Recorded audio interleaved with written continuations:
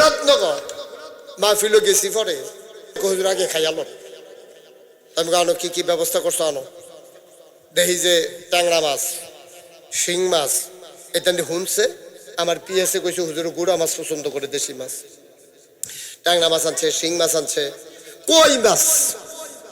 কই মাছ কি হ্যাঁ, কই মাছ দেখলে আপনি ডরাই নেবেন। প্লেটও যে কই মাছ দিছে অর্ধেকটা করে 2 গুণ দিয়ে বাড়ি রয়েছে। আমি ওটি করতে আনছ, হুজুর ডাকাততে আনছি। আমি মাছের দাম কিরকম? বা একটা মাছ 1200 টাকা।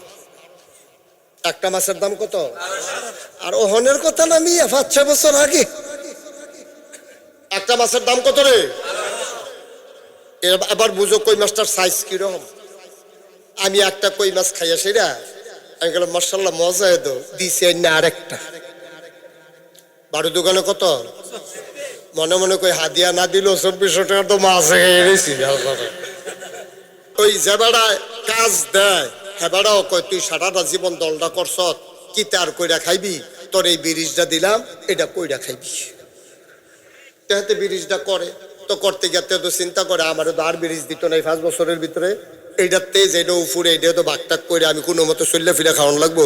তো হ্যাতে চিন্তা করলো রড দিলে কি অবস্থা হইব, অনেক টেহা যাইব। ক্যাডাই বিলে তারে বুদ্ধি দিছে, কটা বাঁশ দিয়ালা। এবার ও এই গোটা কা কাল্লা এটা দামটা কর। তো দেখে ভিতরে গিয়েছে, ক্যামেরা দিয়া ধরে দেখে যে বেড়া ল্যাব গায়ে দিয়া নাক ডাইকা ঘুমাইতে আছে। আল্লাহ কয় ল্যাফের তলে কাটারে, আল্লাহ আলগি দিয়া চান না চাইয়া দেখতে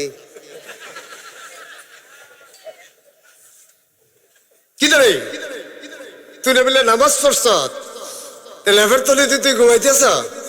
আল্লাহ গতকালকে মাহফিল আছিল, শীতরা গাড়া পড়ছে, মাহফিলের কারণে দেরি হয়েছে আর শীতরা করা পড়ছে। লেগা খালি আজ্জারটা কাজা হয়েছে। এক বেরিয়ে জামাইয়ের লোকে দুর্ব্যবহার করে, তো জামাইয়ে একটু সহজ সরল আর কি দুর্বল, তো জামাই আর ফিরাইয়া ধরে না। তো জামাই একদিন কইছে শোনো তুমি যে আমার লোক এমন করতে আসো, আমি যদি উমরের কাছে বিচার দেই তখন কি তা করবা? ধরে রাখছে কেডা, বিচার দিবে না গিয়া। এই কথা শুননা সেরা বেড়া সত্যি কালবারটা উমর রোদ ডরায় না। তো ওই আলাইছে তো না বাড়িয়া পারে না, বাড়িয়ে উমরের বাড়ির গাড়াত গেছে, গিয়া দাঁড়াই রয়েছে উমর আইলে বিচার দিব। এমন সময় দেখে উমরের ঘর তুফান চলতে আছে। আর না সরষা আর বিচারে লাগতো না, আমরা তো মাশাআল্লাহ তারার তো অনেক ভালো আছি। এই কথা কই রওনা দিছে হযরত ওমর রাদিয়াল্লাহু তাআলা আনহু, তিনিও ঘরেতে পারিস বাড়ির সাথে একবার আইসি জায়গায় ডাক দিছে, ও কার কাছে আসলেন? আইসলাম তো আপনার কাছে। কত জানগাতি কোনা সারছে সারছে কি তা কোনা ওই যে কারণে আসলাম বুঝুইছে ও কিতা। আরে কিতা কইতাম আইসলাম আপনার ওয়াইফের ব্যাপারে একটু বিচার দিতাম। আইয়া দেখি আমার ঘরে তো হুদা আগুন, আপনার ঘরে দি দাও দাও। বর্তমান সরকার যারা এসেছে তাদের এই ইতিহাস জানা আছে। 17 বছর ধরে রেজিম শিকড় গেড়ে বসেছিল, তারা মানুষের সেন্টিমেন্ট বুঝতে পারে নাই। এই জন্য সকল জায়গায় তারা দখল দেওয়ার পরেও বাংলার আবাল বৃদ্ধ ছাত্র জনতা তাকে বাংলাদেশে থাকতে দেয় নাই, ঠিক কিনা বলো? সুতরাং যারা এই ক্ষমতায় আসে তারা যদি আবার এটা ভুলে যায়, তারা যদি মনে করে যে এইরকম তাহলে পরিণতিও এমনই। রাস্তা ফলাফেনে চিন্তা লাইছে তো কেমনি কিতাকরণ লাগে, ঠিক কিনা কও? আমি অনুরোধ করব, বিনয়ের সাথে মিনতি আমার, দয়া করে অতীত থেকে শিক্ষা নেন সবাই। এত এই দিন দিন না আরো দিন। আমাদের এই কথাগুলো আপনাদের কাছে ভালো লাগবে না, কিন্তু সেই দিন আবার মনে পড়বে যেই দিন আপনার কারণে আপনাকে পালাই যেতে হবে। সেই দিন আপনারা আবার বুঝবেন যারে নাগাইশের হুজুরে যে কথাটি কইছিল রে, কথাটি যদি অর্ধেকও মানতাম তো এত খারাপটা করতে কি। আল্লাহ রাসূল সাল্লাল্লাহু আলাইহি ওয়াসাল্লাম বলেছেন, কুল্লুকুম রাঈন ওয়া কুল্লুকুম মাসউলুন আন রায়াতিহি। এই আমার উম্মতেরা তোমরা সবাই রাখাল। কুল্লুকুম রাঈন স্বাভাবিক বাংলায় আসে রাখাল, সুন্দর করে বললে বলা যায় যে দায়িত্বশীল। তোমরা সবাই দায়িত্বশীল রাখাল। তো রাখাল আর দায়িত্বশীল পার্থক্য নাই। রাখালের দায়িত্ব হলো আপনাকে মালিক 50টা গরু দিয়েছেন, তুমি এই গরুগুলো চেয়ে চেয়ে রাখবা। এই গরুগুলো চেয়ে চেয়ে রাখা আপনার দায়িত্ব, আপনি দায়িত্বশীল এই 50টা গরুর ব্যাপারে। আর আল্লাহ রাসূল বলছেন রাঈন, তোমরা সবাই রাখাল। মাসউলুন আন রায়াতিহি, তোমাদের যার যার ক্ষেত্র অনুযায়ী সেই রাষ্ট্রের ব্যাপারে, পরিবারের ব্যাপারে, তুমি ব্যক্তির ব্যাপারে তোমাকে জবাব দিতে হবে। যেমন আমি দিয়া শুরু করি, আমি মুশতাক ফৈজি, আমিও রাখাল। আমার যারা ভক্ত মুরিদ, আমাকে যারা ভালোবাসেন, আমার যারা অনুসারী, আমি তাদের জন্য দায়িত্বশীল রাখাল। আমি রাখাল কার ব্যাপারে? আমার নিজের ব্যাপারে। আমার দেহের ভিতরে যে অঙ্গ প্রত্যঙ্গগুলো আছে এগুলোকে সঠিকভাবে পরিচালনা করা, এটা আমার দায়িত্ব। এই দৃষ্টিকোণ থেকে যার যার ব্যাপারে শেষে রাখা।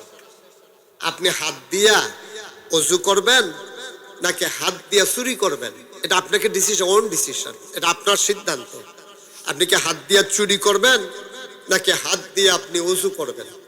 হাত দিয়ে আপনি কি দান করবেন নাকি আপনি হাত দিয়া সরকারি মাল তসরুপ করবেন, এটা আপনাকে সিদ্ধান্ত নেওয়া লাগবে।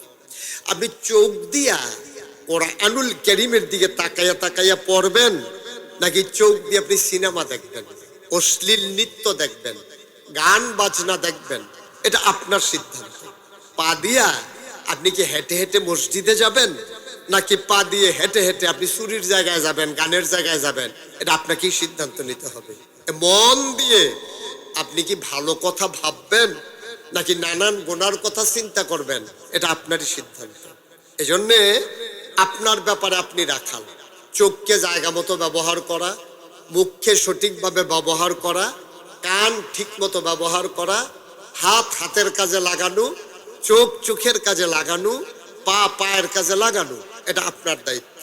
আচ্ছা, আমি লাগাইলাম না, আমি বুঝলাম এটা আমার দায়িত্ব, আমি লাগাইলাম না। আমি চোখ দিয়া গান দেখলাম, নাক দিয়া আমি দুর্গন্ধ নিলাম, নেশার সামগ্রী এগুলো আমি নাক দিয়া গ্রহণ করলাম। আমি পা দিয়া হেঁটে হেঁটে গোনার জায়গায় গেলাম, হাত দিয়া আমি চুরি করলাম, ওজনে কম দিলাম। আবার কি হবে? কোরআনুল কারীমে 30 পারায় সূরা নাবার সর্বশেষ আয়াতে আল্লাহ এটার পরিণতি উল্লেখ করেছেন। আসুন আমরা কোরআনে ঢুকি। আপনি যদি আমার নাক, কান, চোখ, মুখ, অঙ্গ প্রত্যঙ্গ সবগুলো যদি সঠিকভাবে ব্যবহার না করেন তাইলে কি হবে?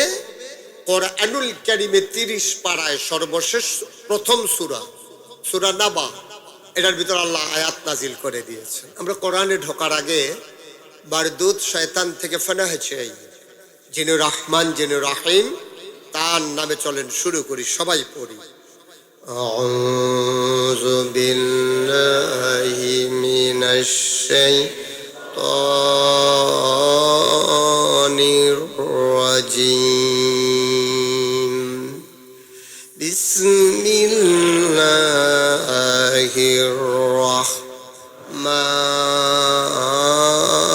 রাহমানির রাহিম। ইয়াউমা ইয়ানজুরুল মার'উ মা কাদ্দামাত ইয়াদাহু। আমার আল্লাহ রাব্বুল আলামিন ১৫০০ বছর আগে কোরআনুল কারীমে সুন্দর করে ওয়াজ করে দিয়েছেন। ইয়াউমা, সেই দিন। কয় কোন দিন? কয় কিয়ামতের দিন।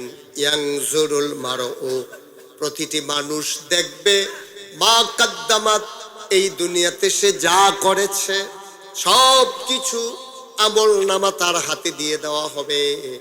আপনি মাহফিলে আছেন, এইটাও আপনি দেখবেন। আপনি জুয়ার আসরে বসে আছেন, এইটাও আপনি দেখবেন। আপনি মাদকের নেশায় বোধ হয়ে আছেন, এইটাও আপনি দেখবেন। আপনি অশ্লীলতা বেহায়াপনার সাথে জড়িয়ে গেছেন, এইটাও আপনি দেখবেন।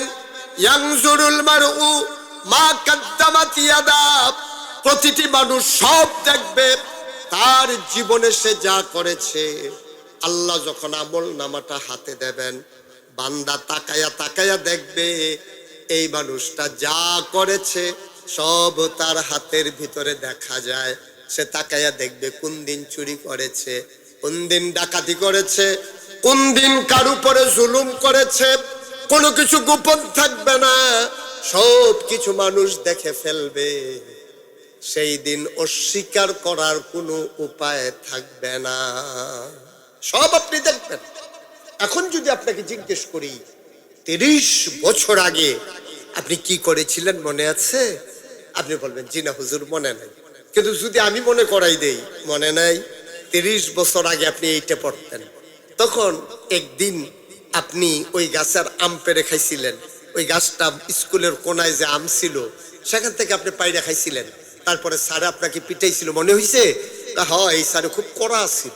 স্যারে আমি তো চুরি করে মনে করছি স্যারে দেখে না, জানালা দিয়ে যে চাইয়া রইছে, আমি তো আর কইতাম পারতাম না, দৌড়ান দিয়ে দৌড়া খিচালে লড়ে।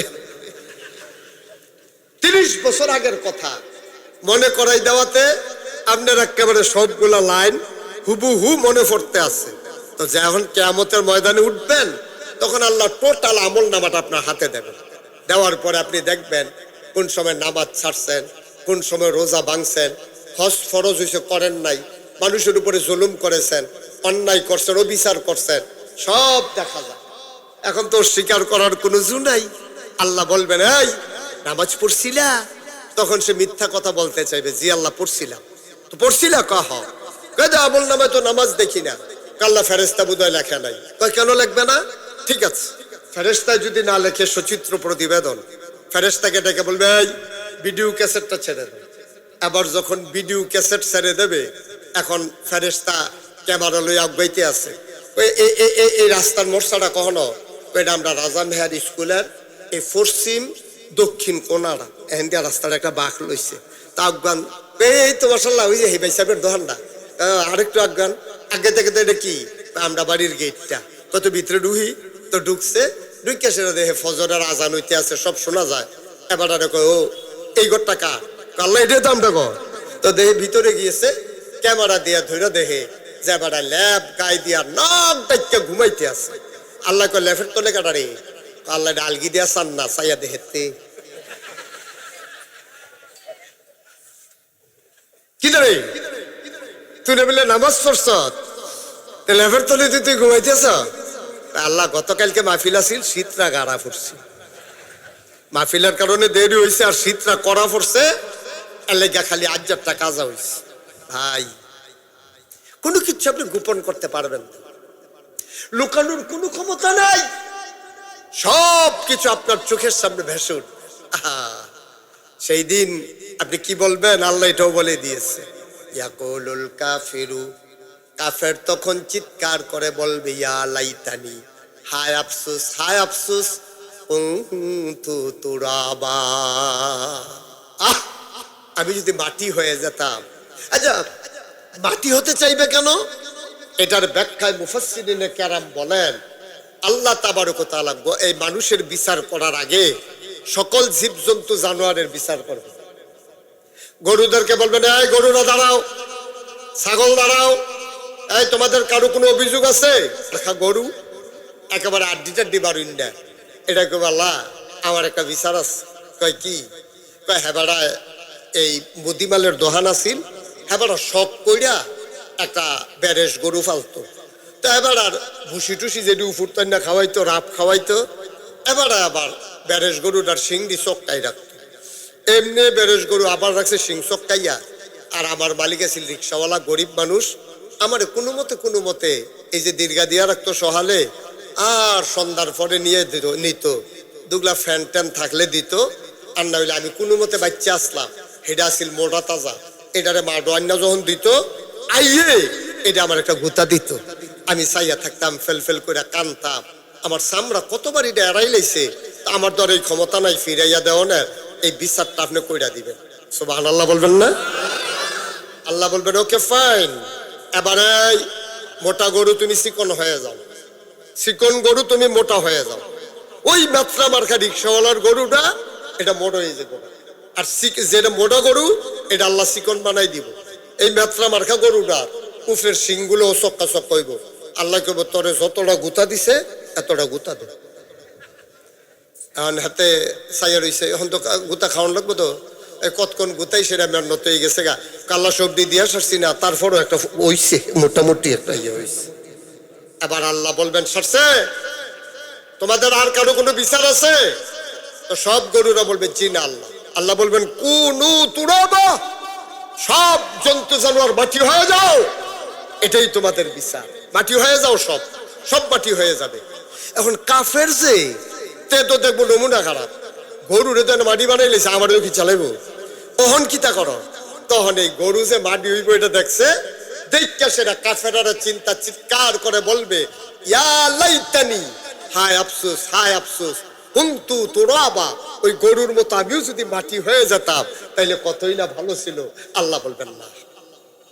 তোমাকে তো মাটি বানাবো না কারণ তুমি তো মানুষ আশরাফুল মাখলুকাত সৃষ্টির সেরা জীব তুমি ভালো বুঝো মন্দ বুঝো লাভ বুঝো লস বুঝো আপন চিনো ফোর চিনো তুমি আল্লাহ চিনো নবী চিনো তোমার জন্য কোরআন দিছি কিতাব দিছি তোমার সামনে ওলামায়ে কেরাম ওয়াজ করছে তুমি সেই ওয়াজ শুনছো বুঝছো কিন্তু নফসের তাড়নায় পড়া দুনিয়াবি স্বার্থের কাছে তোমার বিবেককে বিসর্জন দিয়া তুমি লোভ লালসায় মত্ত হয়ে গেছো ঠিক কিনা তো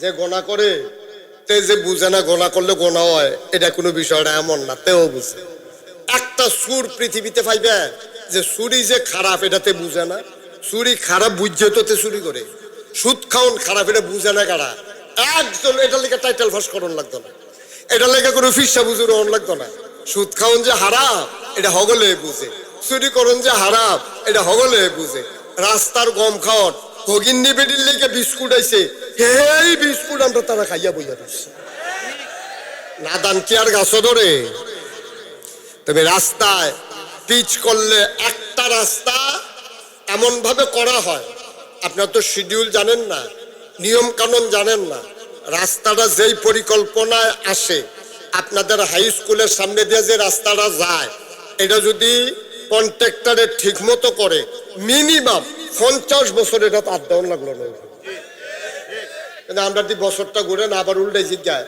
বছর কই গিয়েতাম হাতে ফিস করে গেছে আরেকটা জোতা ফাও দিয়ে গেছে জোতার লগে ফিস উঠতে গেছে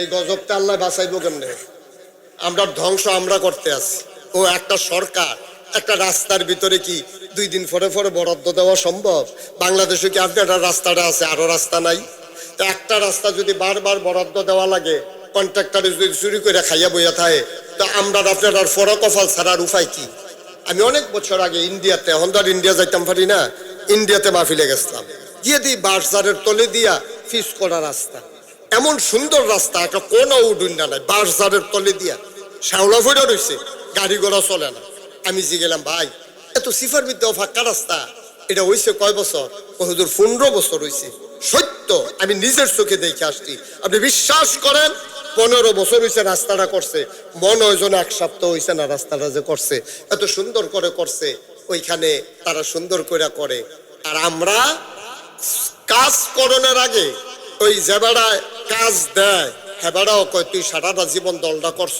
কি তার কইরা খাইবি তোর এই বিরিজটা দিলাম এটা কইরা খাইবি তেহাতে বিরিজটা করে তো করতে গেতে তো চিন্তা করে আমারও তো আর বিরিজ দিত না এই 5 বছরের ভিতরে এইটার তেজ এটা উপরে এটা তো বাকটাক করে আমি কোনো মতো চললে ফিরে খাওয়ান লাগবো তো হ্যাতে চিন্তা করলো রড দিলে কি অবস্থা হইব অনেক টেহা যাইব কেডাই বিলে তারে বুদ্ধি দিছে কটা বাঁশ দিয়ালা ভাই কল যায় মানে এই দেশটা আমার না এই দেশটা আপনার না যে কন্ট্রাক্টারি করে থেকে পাকিস্তানতে আইসে না ইন্ডিয়াতে আইসে তেও তো বাংলাদেশে এই জাতি আগাবে কেন রেজিম চেঞ্জ হবে সরকার বদল হবে আমাদের নৈতিক মান যদি উন্নত না হয় এই দেশটা বদলাবে কেমনে কেমনে বদলাবে কোন বদলায় না তো এই জন্যই বদলায় না মালয়েশিয়ায় আমি দেখলাম রাস্তায় থুতু ফালাইলে জরিমানা কেউ যদি রাস্তায় থুতু ফালায় জরিমানা আমি জানালা খুলছি ফলাফাইনের ড্রাইভারে হুজুর জানালা খুলছেন কেন আমি গাড়ি থুতু আইয়া পড়ছে মোহ গাড়ির পুকুরে সাবধান গাড়ি দাঁড় করাইলে ওয়াশরুমে গিয়ে থুতু হালাইয়েন না হইলে জরিফানো সিসি ক্যামেরা ধরে রাখছে তাইলে হেইতান দি নিজে তো হালায় না আমারও হালাইতো দিছে না। এই তারে দাইয়া থুতাইয়া হেবাড়ার এই সুন্দর রংটা বেড়াইয়া তে চিত্রা ফাঁকড়া করে লাইছে না তে। এই খাইচ্ছত কেমনে বদলাইব আমরা? এই জাতি বদলাবে কেমনে? বিদেশ গিয়ে আইন মানে, দেশ হইলে হেতে আবার আইন ভাঙ্গে। আপনি একটা কাগজ দেখবেন না পুরা রাস্তায়। আর আমার দেশে ময়লার আবর্জনা। কারণটা কি? কারণ হচ্ছে আমাদের অনুভূতি নাই। আমরা মানুষ হতে পারি না। আমরা মানুষের নমুনা ধরছি, আমরা মানুষ হইছি। আল্লাহ বলছেন ইয়ানজুরুল মারউ মা কাদ্দামাত ইয়াদা, তুমি যা করতেছো তোমার সিসি ক্যামেরা ফিট করা আছে। সিসি ক্যামেরা তোমার পেছনে ফিট করা। তুমি থুতু ফালাও, এইটাও আল্লাহ দেখেন। তুমি মানুষের উপরে জুলুম করো, এইটাও আল্লাহ দেখেন। তুমি অন্যায় করো, এইটাও আল্লাহ দেখেন। সুতরাং কোনো কিছু বাদ যাবে না। আল্লাহ যখন গরুদেরকে বলবে কুনু তুরাবা, তোমরা সব মাটি হয়ে যাও, এবার কাফেরেরা বুঝবে এটাই তো ভালো, শাস্তি পাওয়া লাগলো না, মাটি হয়ে পড়ে রইলাম। আল্লাহ বলবেন না, তোমাদেরকে মাটি বানানো হবে না, কারণ তোমাদেরকে আমি মানুষ বানাইছি, আকল দিছি। এই আকল যারা কাজে লাগে নাই, উলাইকা কাল আনআম, ওরা চতুষ্পদ জানোয়ারের মতো, ঠিক কিনা? মানুষ কিসে? মানুষ হুশে। মানুষ কারে কয়? যার হুশ আছে তারে মানুষ। আপনার তো হুশ নাই। আপনি মাল লোকে কি ব্যবহার করেন, আপনি বাফের লোকে কি ব্যবহার করেন, প্রতিবেশীর লোকে কি ব্যবহার করেন, কাস্টমার হইয়া দোকানদারের লোকে কি ব্যবহার করেন, আপনি মুসল্লি হইয়া ইমামের সাথে কি ব্যবহার করেন, এই হুশ আপনার নাই। আপনি মন যা চায় তা করেন, আপনি তো মানুষ। আল্লাহ বলছেন ওয়ালাহুম কুলুবুল লা ইয়াফকাহুনা বিহা ওয়ালাহুম আয়ুনুল লা ইউবসিরুনা বিহা ওয়ালাহুম আযানুল লা ইয়াসমাউনা বিহা উলাইকা কাল আনআম বাল হুম আদাল। এই রাজামেহারের মানুষ, শুনো শুনো শুনো, এমন একদল মানুষ আছে, মন আছে বুঝে না, চোখ আছে দেখে না, কান আছে শুনে না। আমরা বলি আল্লাহ এটা আবার কেমন মানুষ? আল্লাহ কয় আমি কি বলছি মানুষ? উলাইকা কাল আনআম, ওরা হলো চতুষ্পদ জানোয়ারের মতো। আল্লাহ কয় না, বাল হুম আদাল, এটা জানোয়ারের চাইতে আরো নিকৃষ্ট। এই যে এত আয়োজন, এই যে একতা যুব কল্যাণ সমিতি সংঘ, একতা যুব কল্যাণ সংঘ, তারপরে এই মাহফিল, এই যে স্কুল, এই যে কলেজ, এই যে হাসপাতাল, এই যে পাশে মসজিদ, এই যে বাজার, এই যে সুন্দর সমাজ, কেন? সব কিছুর একটাই তো উদ্দেশ্য, সমাজটাকে সুন্দর। আমরা স্কুলটা ভেঙে ফেলি, চলেন। স্কুলে পড়া যদি আমার ছেলেরা সোনার ছেলে না হয়, তাহলে স্কুলটা রেখে লাভ কি? কটা দোহান দিলে লাভ হইব এটাওয়ালা। কলেজে পড়া আমার ছেলেরা যদি সোনার মানুষ না হয়, তাইলে কলেজ রাখার দরকার কি? বলেন কি দরকার? আপনি যদি দোহানো গেছেন মাল কিনতেন, গিয়া দেখেন মাল নাই, আপনি কি তা করবেন? এটা লইয়া বইয়ের কীর্তি বন্ধ কর, মাল নাই, দোহান লইয়া বইয়া রয়েছে। সহজ হিসাব। দোহানো মাল নাই, আপনি কবেন এটা আন্ডারটা লইয়া বইয়া রয়েছে কীর্তি না বন্ধ না। হাতার দোহানো মাল নাই, এটা তো আপনার সহ্য হয় না। আমার স্কুলও পড়া নাই, আমার স্কুলতে শোনার মানুষ নাই, তাহলে আমার এই স্কুলের দরকার নাই, ঠিক কিনা? সহজ ওয়াজ, কঠিন ওয়াজের দরকার নেই। এই স্কুল বানানো হয়েছে সভ্য মানুষ তৈরি করার জন্য, কলেজ বানানো হয়েছে আরো সভ্য মানুষ তৈরি করার জন্য, হাসপাতাল বানানো হয়েছে অসুস্থ মানুষকে সুস্থ করার জন্য। হাসপাতালে গিয়ে যদি এতে আরো অসুস্থ ইয়াইয়ে, তাহলে আপনি হাসপাতালে যাবেন, একটা বেলা বাইক উঠতে মরে নেই ডেনাওয়ালা। ভাইও কুদ্দুর চিন্তা করে, কুদ্দুর চিন্তা করে আমরা রঙের ঘোড়া দৌড়াইতে আসছি। আল্লাহ রাব্বুল আলামিন আমাদেরকে সোনার মানুষ বানানোর জন্য যুগে যুগে নবী দিচ্ছেন। এই নবীদের ক্রমধারায়, নবীদের ক্রমধারায় সর্বশেষ যিনি নবী, তিনি আপনার আমার নবী, নবী মুহাম্মদুর রাসূলুল্লাহ। নবীর নাম শুনলে কি পড়তে হয়? দুই একবার না বারবার, দুই একদিন না প্রতিদিন, দুই এক সপ্তাহ না প্রতি সপ্তাহ, দুই এক মাস না 12 মাস, দুই এক বছর না সারা জীবন আমরা পড়ব সাল্লাল্লাহু আলাইহি ওয়াসাল্লাম। জন্মের পর থেকে, গভীর মনোযোগ খেয়াল করে শুনেন, জন্মের পর থেকে এন্তেকালের পূর্ব মুহূর্ত পর্যন্ত নবুয়ত যতদিন প্রকাশ পেয়েছে, যতদিন নবুয়ত প্রকাশ পায় নাই, সব সময়ে নবীজির একটাই চিন্তা ছিল মানব কল্যাণ, মানুষকে মানুষ করে তৈরি করা। এই ধারাবাহিকতায় নবীজি কাছে আল্লাহ কোরআনুল কারীম নাজিল করে দিয়েছেন। 30 পারা কোরআন, 114টা সূরা আল্লাহ এটার ভিতরে দিয়ে দিয়েছেন। এবার যেখানে কোরআন অস্পষ্ট, সেখানে আল্লাহ রাসূলের হাদিস দেওয়া হয়েছে। ইসলামের মৌলিক ভিত্তি হইল দুইটা, খুব খেয়াল করেন। ইসলামের মৌলিক ভিত্তি হইল দুইটা, একটা হইল কোরআন আর একটা হইল সুন্নাহ। যেখানে ওলামায়ে কেরাম কিং কর্তব্য বিমূঢ় হয়ে গেছেন, সেখানে আরো দুইটা জিনিস গ্রহণ করেছেন, ইজমা এবং কিয়াস। এই চারটা মূল ভিত্তির উপরে ইসলাম আগাইছে। এখন আসেন, আল্লাহ রাসূল সাল্লাল্লাহু আলাইহি ওয়াসাল্লাম মানুষদেরকে মানুষ বানানোর জন্য কত চেষ্টা করছো। আমি যেন ছেলে হ্যাঁ না যেন তুইতে গেছো, হ্যাঁ নয়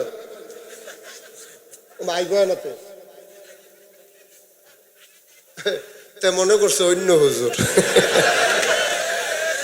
তুই আমার ওয়াজার হন সত্তা, তুই জানোস না উডন যায় না যে সিফা দিয়া বইয়া থা, এটা উডুন না মাহফিল মনে করছো। একটু বসে, আমি লম্বা সময় আটকে রাখবো না, প্রচন্ড গরম। তারপরে একটু বাতাস আছে তো না, একটা হালকা হালকা বাতাস আছে। বৃষ্টির চাইতে বালানিও বৃষ্টির বহুত বালা।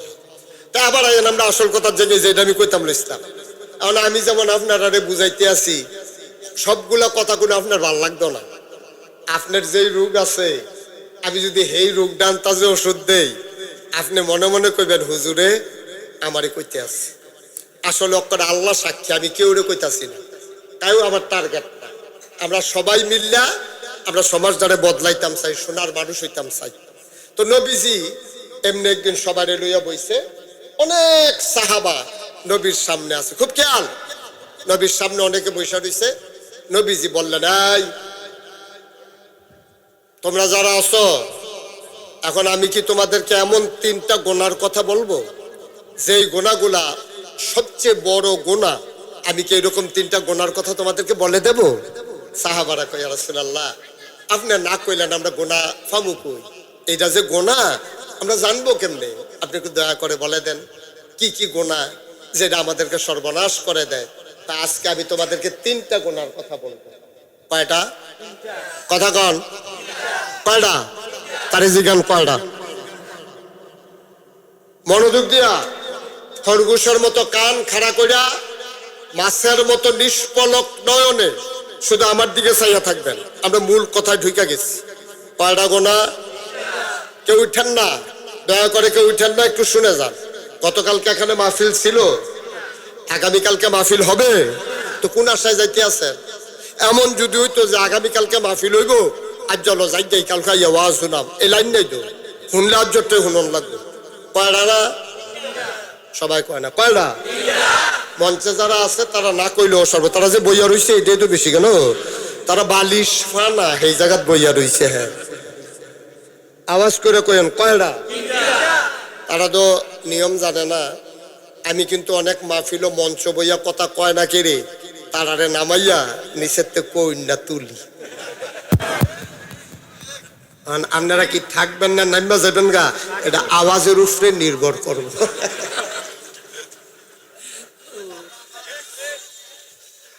সভাপতি সাহেব নমুনা বুঝছেন তো কি যাইতে আছে? নমুনা নমুনা খারাপ। আমিন কন। কয়টা? আরো জোরে। 3টা গোনা। নবীজি কয় 3টা বড় বড় গোনা, এটি তোমার শেষ করে দিদি কইতাম নি। সাহাবারা কই, ইয়া রাসূলুল্লাহ আপনার না কইলে আমরা কই পাইম এই গোনার কথা? 1 নাম্বার, আল্লাহর সাথে কাউকে শরীক করা যাবে না। এই কথা কি আমার না নবীজির? নবীজির কথাটা আমি মাইক হইয়া আপনার কাছে শোনাই দিয়া যাইতে আছি। 1 নাম্বারে আল্লাহর সাথে কাউকে শিরক করা যাবে না। শিরিক, আহা, তুমি দেখো না ওটা কি?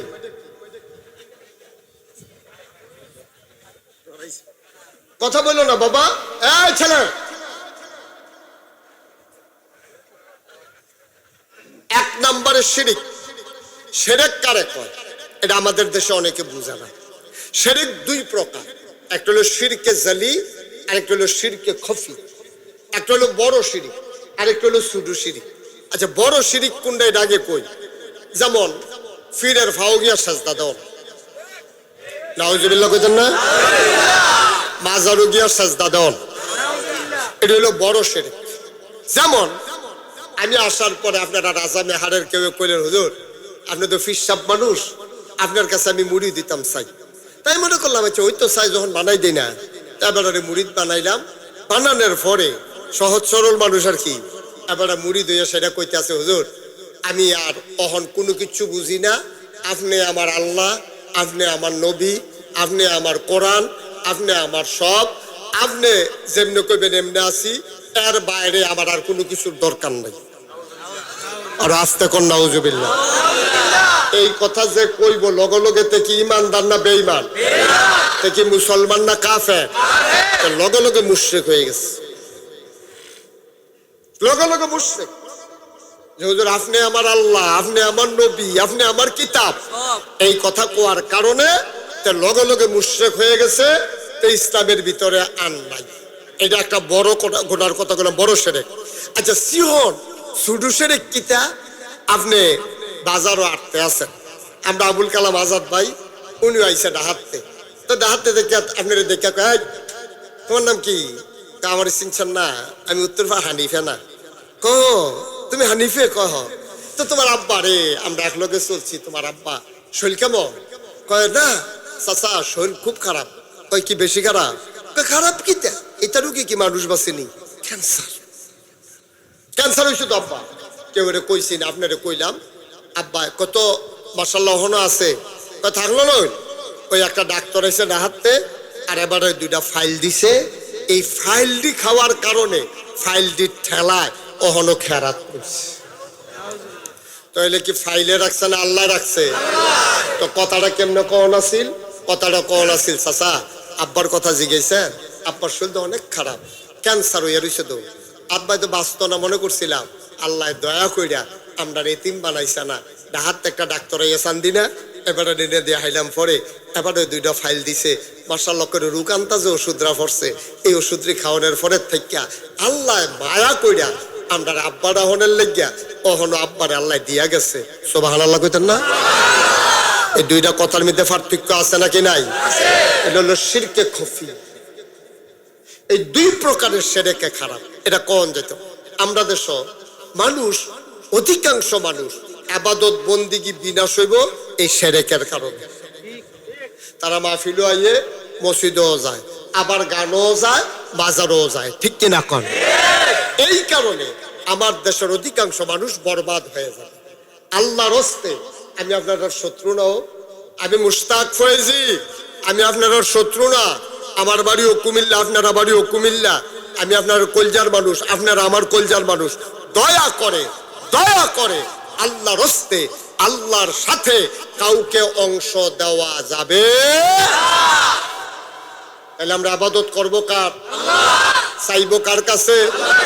দিতে পারেন যিনি, তিনি কে? এই আল্লাহ।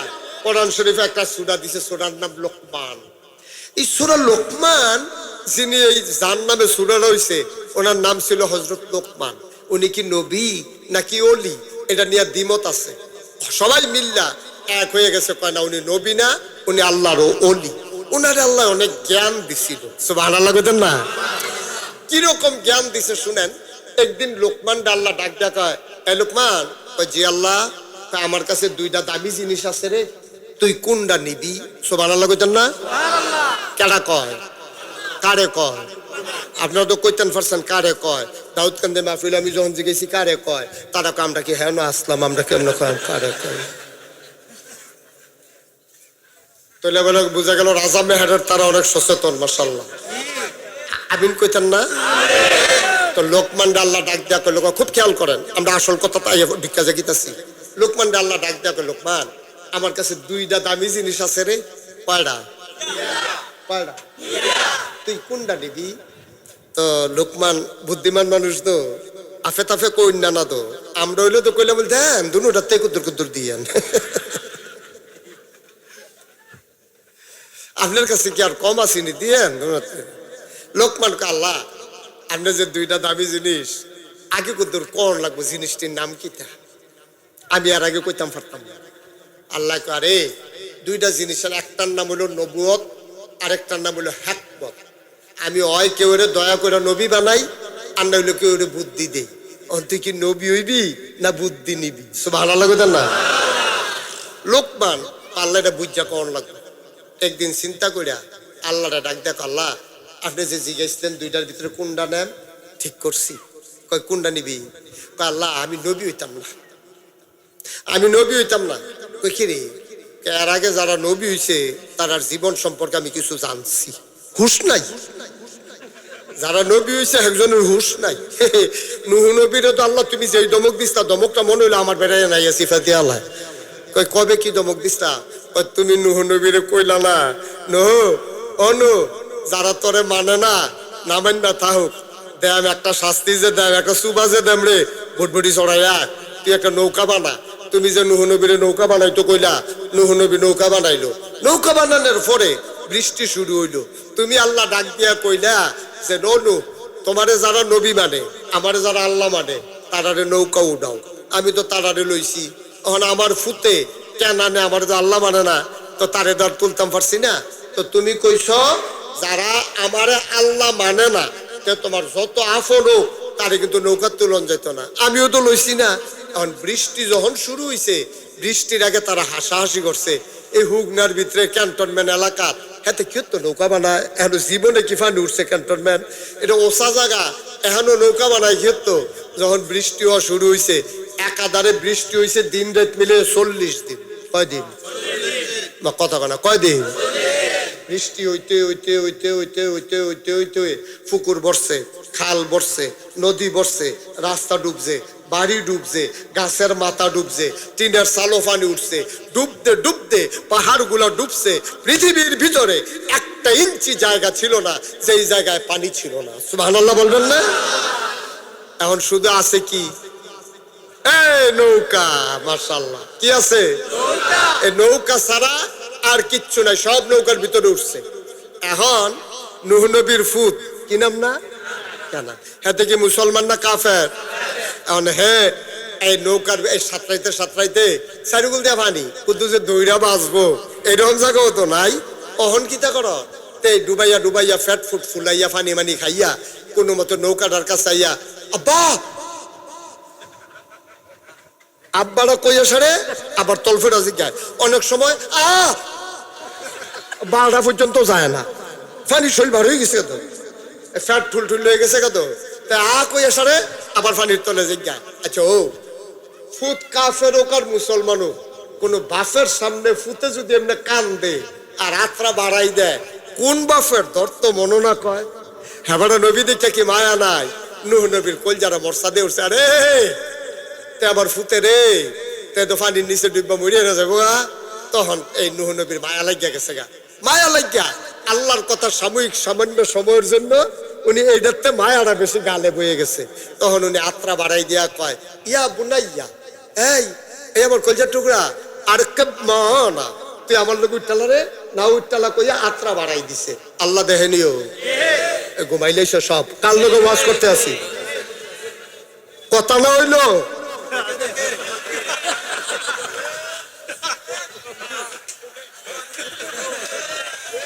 বদলা বদলি বলালা কি কর সভাপতি সাহেব, বদলা বদলি করালাম। কথা না কইলে থাকতেন পারতেন না, এটা এই হুজুর না। এই ফুতের লেগে মায়া লাগেনি রে। নূহ নবী নিরাল পুত্রে কইছি আপা আর না আমার লোকে তুই নৌকা তুই টালা। আল্লাহ শুনে নিও, আল্লাহ জানে নিও, আত্রা দিয়েছে আল্লাহ দেখেনিও দেখা দলাইছে। এবার আল্লাহ কয় না, তো বড় সাহস তোমারে বলি নাই যে নিজের ফুত হইল নৌকা তুলন যেত না, যদি আমারে আল্লাহ না মানে তোমারে নবী না মানে ফুতের লেগে মায়া দেহাও, ফুতের লেগে মায়া দেহাও। সাবধান, যদি তোমার ছেলেকে মায়া দেখাইয়া নৌকা উঠাও, এমনও হইতে পারে নবুয়তের দপ্তর থেকে তোমার নামটা আমি কেটে দেবো। সুবহানাল্লাহ বলবেন? নাম ধরে রাখতাম না। আল্লাহ সমাজটারে এমনি এমনি সুন্দর রাখছে না, ও সমাজটারে এমনি এমনি সুন্দর রাখছে না। সমাজটারে সুন্দর রাখতে গিয়া আল্লাহ প্রথম শাসন করছে আপন মানুষটিরে।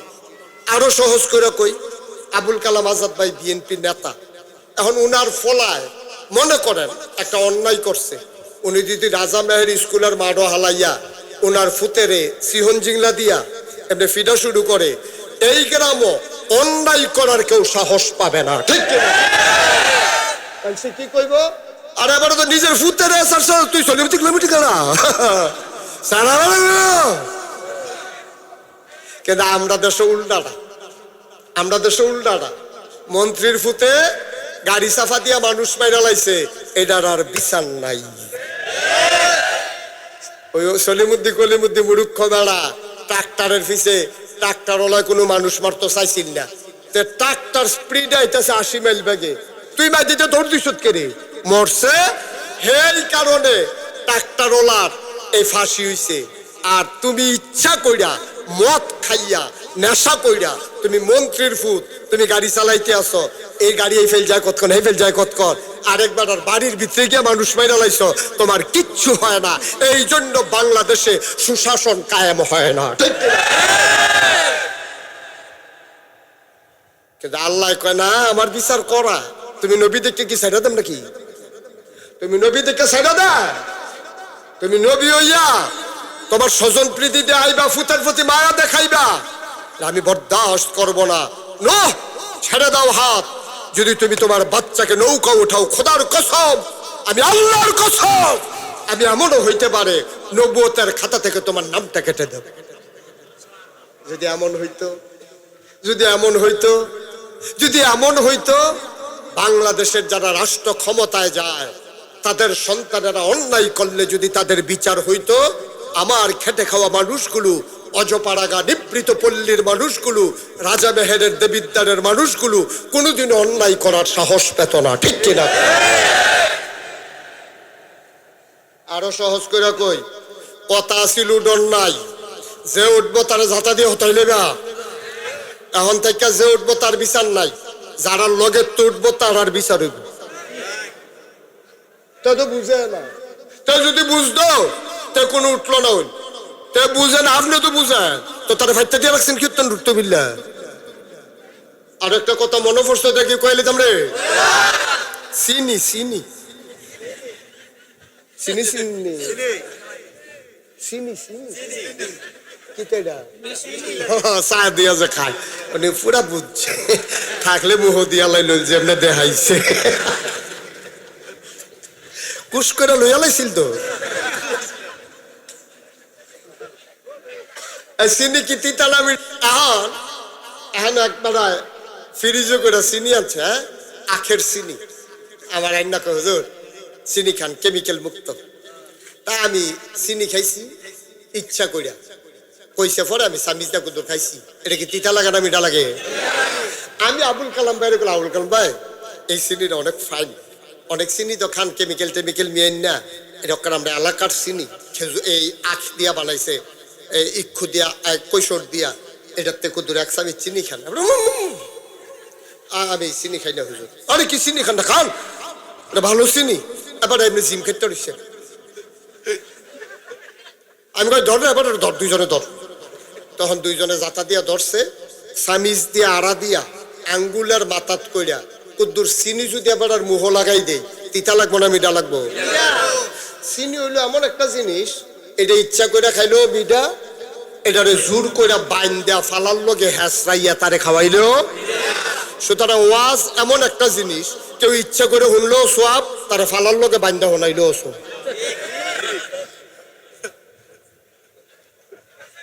সুতরাং কেডা উঠে খালি চাইবি দাফনা মাফনা আলগা করে আলে বিটান দিয়ে আলাদা দাঁড়াই চিনছর হেঁটে উঠুন না মাহফিল এটা মাইসে গিয়া জাগা পানাতে মাই দেখতে উঠে হাজি মহসিন জাগা দেয় উঠতে একবার চুপ করে বসে থাকো। প্রথমে মনে করছিলাম বেশি দেরি হইতো না, তোমরা উঠে উঠি দেখতে এখন সিদ্ধান্ত বদলাইছি দেরি হইব না। এমন আছে ফজরের আজানও দিতে পারে। আবুল কালাম ভাইয়ের নাইয়া বেড়েছে আজান কমালা দাঁড়ুয়া বন্ধ মার হাবা কন জোরে কন মার হাবা। তো যেই কথাটা কইতাম মনে আছে নি কথা এই নূহ নবী। হ্যাঁ দেখেন যদি এই যে নূহ নবীরে যখন এই কথা কইছে তখন এই নৌকার ভিতরে তো আরো মানুষ আছিল, কারণ হেতার আর ফুতে যদি আব্বা কেউ আর আকবার এলে সাহস করবো নি। আরে বেটা নবী ফুতেরে লইতে পারে না, তুই আর আমি তো ফইলে না, ঠিক কিনা কও? এই ঘটনা ঘটছিল উমরের জমানায়। কইলে তা উমরের ছেলে একবার নেশার কবলে পড়ে গেছে, উনি বুঝে নাই এটা খাইলে যে নেশা হয়ে যায়, তো এটা খাইছে পরে উমরের ছেলের নেশা হয়ে গেছে। এই খবর উমরের কানে আইসা পড়ছে। উমর তখন অর্ধ পৃথিবীর প্রেসিডেন্ট। সুবহানাল্লাহ কইতেন না? এই মিষ্টি কুমড়াটারে একটা কূপ দিয়া 2 ভাগ করলে অর্ধেকটার প্রেসিডেন্ট ছিলেন উমর। 31 লক্ষ বর্গ মাইল স্থলভাগের প্রেসিডেন্ট ছিলেন উমর।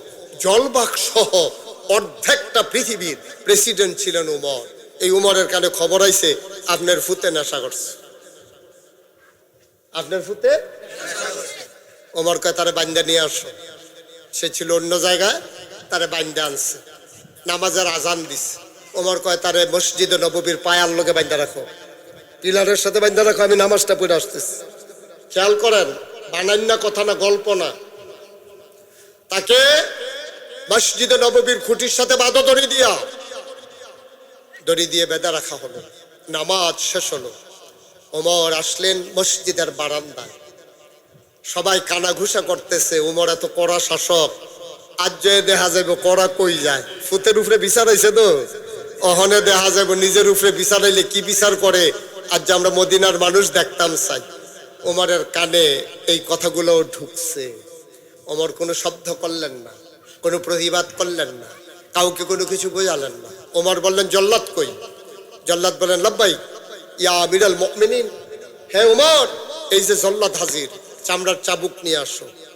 মদ পান করলে 80 দৌড়া। কয় দৌড়া? কথা বলা, কয় দৌড়া? আবার উমর বললেন তার কাপড়গুলো খুলো, গায়ের কাপড়গুলো খুলে ফেলো, পিঠের পাঞ্জাবি খুলে ফেলা হলো। ওমর বললেন তাকে দৌড়া মারা শুরু করো। ওমর নিচের দিকে তাকিয়ে আছেন, চতুর্পার্শ্বে পিন পতন, নিস্তব্ধতা, একটা শব্দ করার সাহস কারো নাই। পর্দার আড়াল থেকে ওমরের স্ত্রী, ওই বাচ্চার মা বসে বসে কাঁদতেছেন। আমার ছেলে ইচ্ছাত করে পিটা মারে। এবার উমরের ছেলে তো জল্লাদ যখন ফিটা দেয় এমনি ন্যায় জুড়ে খিসে আসতে। নমুনা যে ধরে মনে করে ভাই ঢালাইব কি ওমরে দেখ কালাইছে। ওয়াহেদ ইসনা সালাসা, 3টা গুন্না লাইছে। ওমরকে চুপ, বন্ধ করো, চাবুক করা। বন্ধ করা হলো। ওমর বলল চাবুকটা আমার কাছে। সুবহানাল্লাহ বলবেন না? আপনি ইসলামের কিছু বুঝছেন? আপনি ইসলাম নিয়ে মস্কারা করেন, আপনি আলে ওলামারা নিয়ে টিটকারি মারেন। আমি মুশতাক ফয়েজি ইসলামকে হয়তো ধারণ করতে পারি নাই, ইসলামকে যারা ধারণ করেছে, আল্লাহর ইসলামের ভিতরে যেই পরিপূর্ণতা আছে, পৃথিবীর কোন ধর্ম, কোন রাষ্ট্র ব্যবস্থা, কোন ভদ্রতা, সভ্যতা, কোন জায়গায় এই পরিপূর্ণতা নাই। ঠিক কিনা বলো? আমারই দিয়ে ওনারই দিয়ে ইসলাম যাচাই করলে হবে না তো। ইসলামের বাস্তব নমুনা তুমি কিছু দেখছো? কিচ্ছু। হযরত ওমর টান দিয়া চাবুকটা নিলেন, নিয়ে আবার চাবুক মারলেন। এক জল্লাদ বলতেছে 3টা হয়েছে, 4 হবে। না, 3টা মিলেই আমি একটা ধরি না, তোমার গুলা হয় নাই। মারলেন একটা, চামড়ার সাথে চাবুকের সাথে চামড়াটা উঠে চলে আসলো। হযরত ওমর আর জল্লাদের হাতে দিলেন না, নিজের হাতে চাবুক মারা শুরু করলেন। ছেলেটা চাবুকের আঘাতে আঘাতে জর্জরিত হয়ে গেল, বেহুশ হয়ে গেল। ওমরের স্ত্রী, বাচ্চার মা একজন রে দিয়া খবর পাঠাইছে, কোন মা তার সন্তানের ব্যাপারে আরজি করতেছে, কোন স্ত্রী তার খলিফার কাছে, শাসকের কাছে দরখাস্ত দেয় না। দুঃখিনী এক মা তার বাচ্চার ব্যাপারে আবদার খলিফার দরবারে। খলিফা যদি বাচ্চাটাকে ছেড়ে দেয় আর যদি বাকি চাবুক গুলা না মারে, তাইলে প্রতিটা চাবুকের বিনিময়ে আমি একটা করে কি বলে সদকা দিয়ে দেব, একটা করে ছাগল আমি সদকা করে দেব, যদি বাকি পিঠাগুলা মাফ করে দেওয়া হয়। ওমর নিচের দিকে তাকাইয়া ঘর ঘর করে বললেন, এখানে বলে দাও কোনো মহিলার কোনো কথা নাই, আমি কোন মহিলার ছেলেকে শাস্তি দিতেছি না, আমি শাস্তি দিতেছি আল্লাহর এক পাপী বান্দাকে। বাপ বাপ বাবা, একটা বর্ণনা এসেছে সবগুলো আঘাতের আগেই ছেলেটা মারা গেল, এখনো কয়েকটা দৌড়া বাকি রয়ে গেছে। ওমর চিন্তা করলেন এখন কি করা যায়, আমি তো হুকুমটা পালন করতে পারলাম না, 80টা দৌড়া তো দিতে পারলাম না। ওমর বলল তাকে কবরে শোয়াও, বাচ্চাকে কবরে ঘুম পাড়ানো হলো। ওমর চাবুকটা নিয়ে বাকি দৌড়াগুলা কবরের উপরে মারলেন, আল্লাহকে সাক্ষী রেখে বললেন, মাওলা ও রব্বে করিম, আমি তোমার একটা না খান্দা গোলাম, আমার উপরে তুমি শাসনের ক্ষমতা দিয়েছ, কিয়ামতের ময়দানে আমি যেন আটকে না যাই। আমি যতগুলা পেরেছি জীবিত অবস্থায় তার পিঠে মেরেছি, বাকিগুলা তার কবরের উপরে মারলাম, আমাকে মাফ করে দিও। এবার মারতে মারতে তিনি যখন শেষ হয়ে গেল, তিনি মসজিদে ঢুকলেন, এবার হাউমাউ করে কাঁদতে শুরু করলেন, আল্লাহর দরবারে ডাক দেয়া, আল্লাহ আমি আমার দায়িত্ব পালন করেছি। ছেলের নাম ধরে বলতেছে, ও আমার সন্তান, ও আমার কলিজার টুকরা, ভয় পাইস না, দুনিয়ার আঘাত কোনো আঘাত না, আমি আমার দায়িত্ব পালন করলাম, তুমি তোমার শাস্তি নিয়ে নিলা। আমি বিশ্বাস করি তোমার আমার দেখা হয়ে যাবে জান্নাতের সিঁড়িতে। তারা দুনিয়ার চাইতে জান্নাতকে বেশি গুরুত্ব দিচ্ছে, তারা দুনিয়ার চাইতে জান্নাতের দাম দিছে বেশি আব্বা। আর আমরা দুনিয়া নিয়ে পাগল হয়ে গেছি। ভাই মনে কষ্ট নিয়ে আনবা, আমি মুশতাক ফৈজি, আল্লাহ আমার অনেক অভিজ্ঞতা দিয়েছে, 36 বছর তো ওয়াজে করি, দেশে দেশের বাইরে 36 বছর ধরে ওয়াজ করতে আছি। ভাই আমি খেয়াল করে দেখলাম, আপনি কি লেগে ফাড়াফাড়ি করেন? মনে করেন আপনার একটা থাকার জায়গা আছে, মনে করেন চলার মতো একটা গাড়ি আছে, মনে করেন আপনার খাওয়ার পরিপূর্ণ ব্যবস্থা আছে, আপনার আর কি চাই? কি চাই আর? খুব খেয়াল করেন, আমি সিহন একটা কথা কইছি, খানার ব্যবস্থা আছে, থাকার ঘর আছে, চলার মতো গাড়ি আছে, এরপর আপনার কি দরকার? দেখছি তো ফাড়া যায় না তো। আমার মাহফিল ছিল মুরাদনগর, কইলে তোমরা কইতা মাহফিল ছিল মুরাদনগর, নাম কইলে চিন্তা লাগবেন, গ্রামের নাম কইতাম না। মুরাদনগর মাহফিলও গেছি পরে হুজুর আগে খাইয়ালো, আমি আনো কি কি ব্যবস্থা করছো আনো, দেখি যে ট্যাংরা মাছ, শিং মাছ, এটা শুনছে আমার পিএসএ কইছে হুজুর গুড়া মাছ পছন্দ করে, দেশি মাছ, ট্যাংরা মাছ আনছে, শিং মাছ আনছে, কই মাছ, কই মাছ কি হ্যাঁ, কই মাছ দেখলে আপনি ডরাই লইবেন। প্লেটও যে কই মাছ দিছে অর্ধেকটা করে 2 গুণ দিয়ে বাড়ি রয়েছে।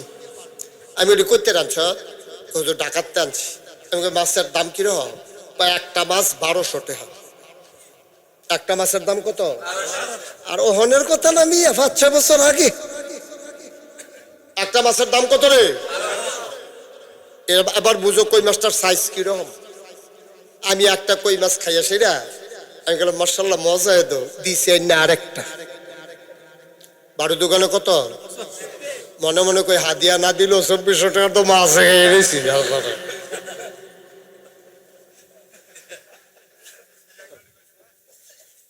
ট্যাংরা শিং খাইয়া সেই রাতে আমার হাত দায়িত্ব খাওয়া জোর করে ওকে ফ্যাটটা ঠুল ঠুল হয়ে গেছে। আমি চিন্তা করতেছি আজ যাবো তো ওয়াজ হইতো না খাইয়ে ঘুরেন তো তালাউন লাগবো যে নমন তে করছে কিন্তু দৌড় দিয়া আইয়া সেরে খুঁজো ভুল হয়ে গেছে। কি ভুল? আপনার যে ডায়াবেটিস মিষ্টি খেতেন পারেন এটা জানি, এই জন্য ডাহাতে অর্ডার দিয়া মিষ্টি বানাই আনছি 1400 টাকা কেজি। আমি আনো বক্সটা আনছে পরে চাইয়া রইছি কান্দন যাইব খাওয়ন তো যাইত না কতক্ষণ চাইয়া থাকা না এটা হইতো না রাহ। পরে তারে কইলাম যে এটি খাইতাম পারতাম না এটি যত্ন করে রাখা দে 2 ঘন্টা ওয়াশ করলে থাকনার লোকে কুতুর খালি হইলে এহাদরা খায়াম কেউ রে ধরতে দিও না বাহিরি গাড়ি দিয়ে দিও রাইকা রাইকা খায়াম।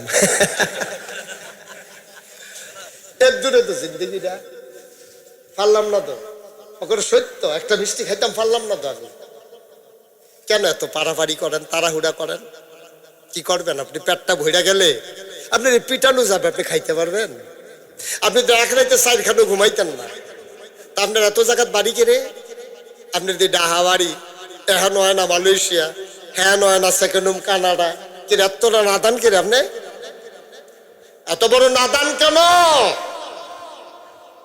রাষ্ট্রীয় টাকা খরচ করে রাজনীতি করতে অসহজ পাড়াগায়ে মানুষের ভোট গুলা নেওয়ার পরে আর মনে থাকে না, তখন তুমি নেতা হয়ে যাও।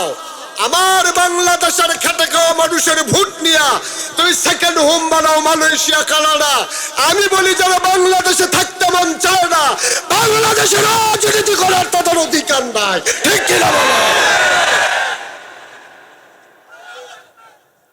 কি দরকার তোমার বাংলাদেশে রাজনীতি করার? তুমি মানুষের কি কেমন লাগবে এটা আমার বুঝ হইছে। তোমার মতো নেতা আমার লাগতো না, তোমার মতো নেতা আমার দরকার নাই। যারা রাজনীতি করে বাংলাদেশে আর থুতু ফালাও গিয়ে আরেক দেশে, সেই দিন একেবারেই বিদায় হয়ে গেছে। আমি মনে করি বর্তমান সরকার যারা এসেছে তাদের এই ইতিহাস জানা আছে। 17 বছর ধরে রেজিম শিকড় গেড়ে বসেছিল, তারা মানুষের সেন্টিমেন্ট বুঝতে পারে নাই। এই জন্য সকল জায়গায় তারা দখল দেওয়ার পরেও বাংলার আবাল বৃদ্ধ ছাত্র জনতা তাকে বাংলাদেশে থাকতে দেয় নাই, ঠিক কিনা বলো?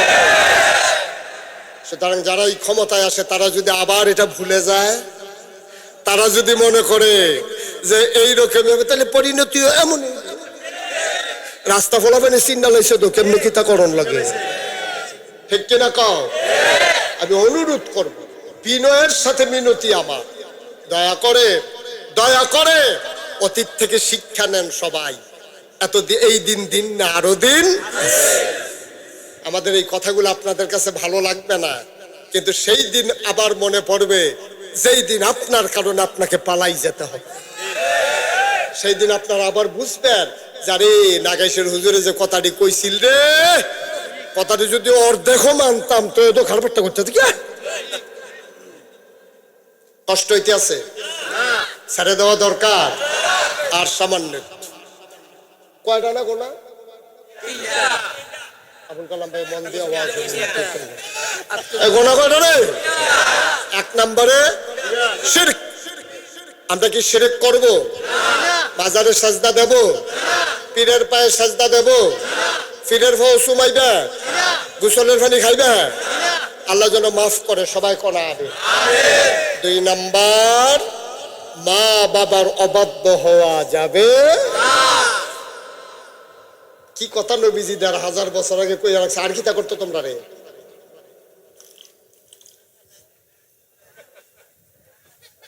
আর কি করলে বুঝবা? 1500 বছর আগে নবী বলেছেন মা বাবার অবাধ্য হওয়া যাবে না। আমাদের দেশে এটা আছে নাকি নাই? ফলাফাইন, ও ফলাফাইন, কলজার টুকরা যুবক, তোরা আমি কলজা দিয়া মায়া করি রে। যুবকটির আমি ওখানো মায়া করি। আমার বয়স 54 হয়ে গেছে, কিন্তু এখনো নিজেকে আমি সেই যুবকদের কাতারেই মনে করি। তোমাদের একজন মানুষ মনে করি আমি আমাকে। আমি কি মায়া ফলাফাইন করি এটা তোরা বুঝতি না। আমি যেদিন থাকতাম না সেদিন বুঝবি। আব্বা আম্মা কি জিনিস তুমি এখন বুঝছো না, বুঝবা কবে? সেই দিন তোমায় তুমি আব্বা হইবা। তুমি আব্বা হওয়ার আগে তুমি আব্বা চিন্তা না, তোমার বউয়ে মা হওয়ার আগে তুমি মা চিন্তা না।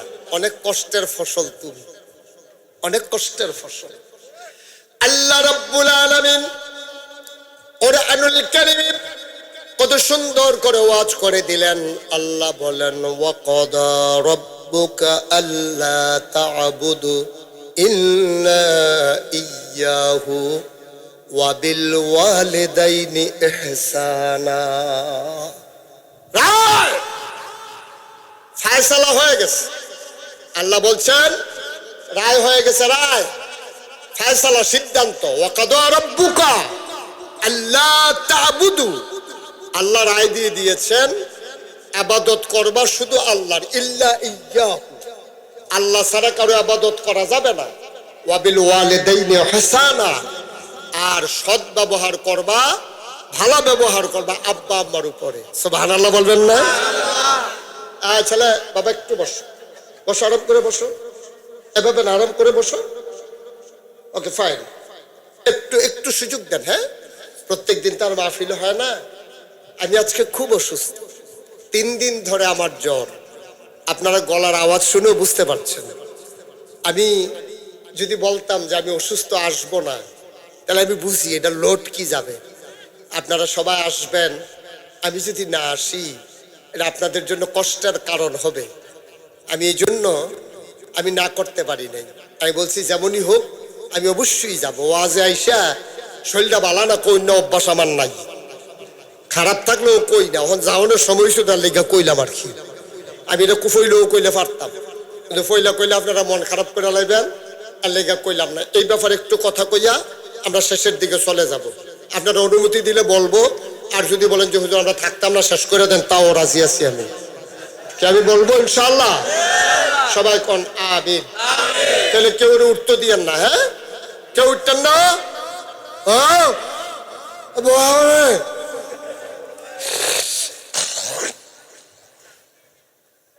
আয়াত যখন নাজিল হলো, সাহাবারা দৌড়ে গেছে নবীজির কাছে, ইয়া রাসূলুল্লাহ, আপনি যে কইলেন ইবাদত হইব আল্লাহর, আর ভালো ব্যবহার করা আব্বা আম্মার লগে। ইয়া আব্বা আম্মা তারা তো 2 জন, কার লগে ভালো ব্যবহার করতাম?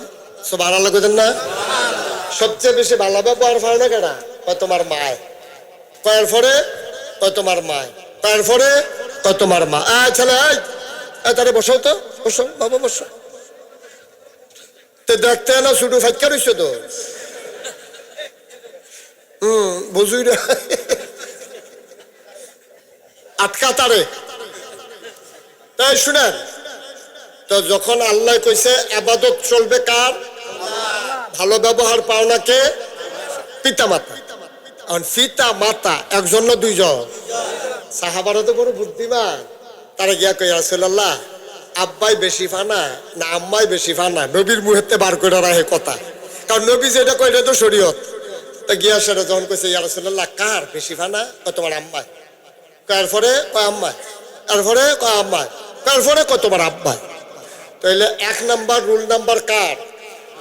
2, 3, 4 নাম্বার আব্বা। আমরা বেড়াই রুল নম্বর 60। বেড়াগিরি যে দেখান কেকের করে যে লইয়া পড়েন 60 রুল নম্বর কত? 1, 2, 3 কার? এরপরে কেমনে বেড়াগিরি দেখাইতেন মনটা কয় কত একটা মনে পড়ছে, এটা কইলে তা অনেক এলাকায় স্ত্রীর উপরে বেড়াইতে হাত তুলে। আল্লাহর রাস্তায় এটা কইরান না। উমরের জামানায়, হযরত উমরের জামানায় এক বেডিয়ে জামাইয়ের লোকে দুর্ব্যবহার করে। তো জামাইয়ে একটু সহজ সরল আর কি, দুর্বল। তো জামাই আর ফিরাইয়া ধরে না। তো জামাই একদিন কইছে, শোনো তুমি যে আমার লোক এমন করতে আসো, আমি যদি উমরের কাছে বিচার দেই তখন কি তা করবা? ধরে রাখছে কেডা? বিচার দিবে না নাকি? আর এই কথা হুন্যাসের বেড়া সত্যি কালবারটা উমর রোদ ডরায় না। তো ওই আলাইছে তো না বাড়িয়া পারে না, বাড়িয়ে উমরের বাড়ির গাড়াত গেছে, গিয়া দাঁড়াই রয়েছে উমর আইলে বিচার দিব। এমন সময় দেখে উমরের গড় তুফান চলতে আছে। আর না সরষা আর বিচারিয়ে লাগতো না, আমরা তো মাশাআল্লাহ তারার তো অনেক ভালো আছি।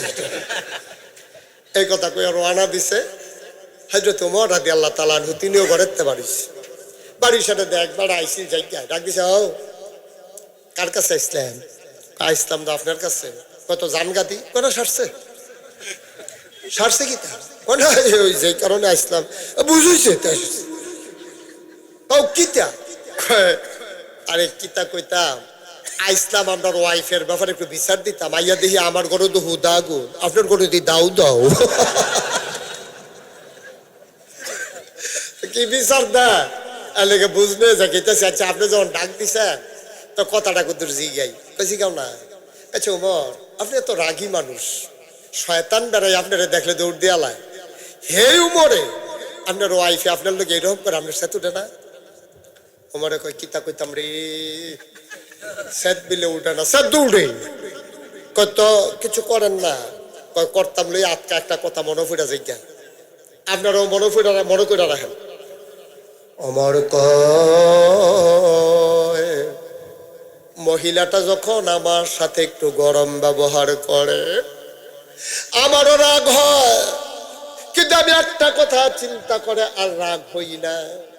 আমি চিন্তা করি এই মহিলাটার বাড়ি কোনো এটা না, মহিলা আমার কাছে বিয়ে বইছে, বিয়ে বসার কারণে মহিলাটা নিজের মা ছাড়ছে। খেয়াল করেন, মহিলাটা নিজের আশা মেহেরের একবার মনে করেন বিয়া করছে মরিসা, মরিসার মাইয়াডায় বিয়া বওয়ার কারণে মা ছাড়ছে, বাপ ছাড়ছে, বাড়ি ছাড়ছে, ঘর ছাড়ছে।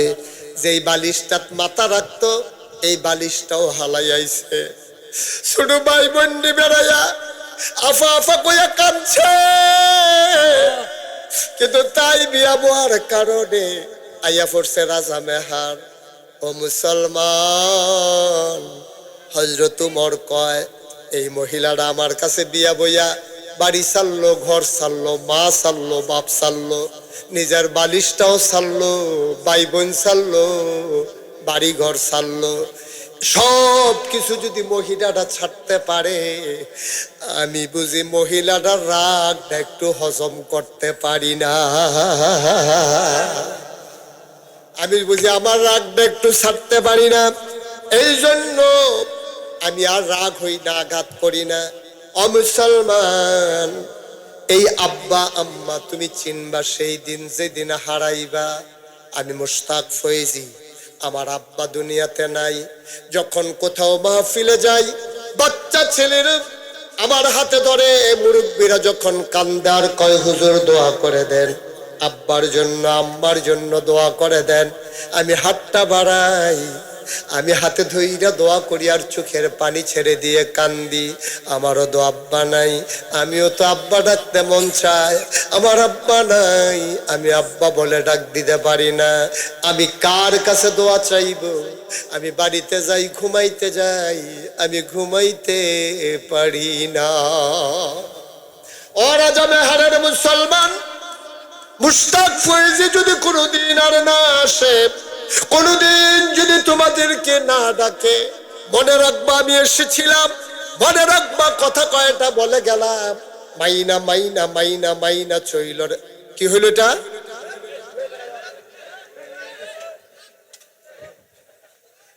মাইনা মাইনা মাইনা মাইনা চইল।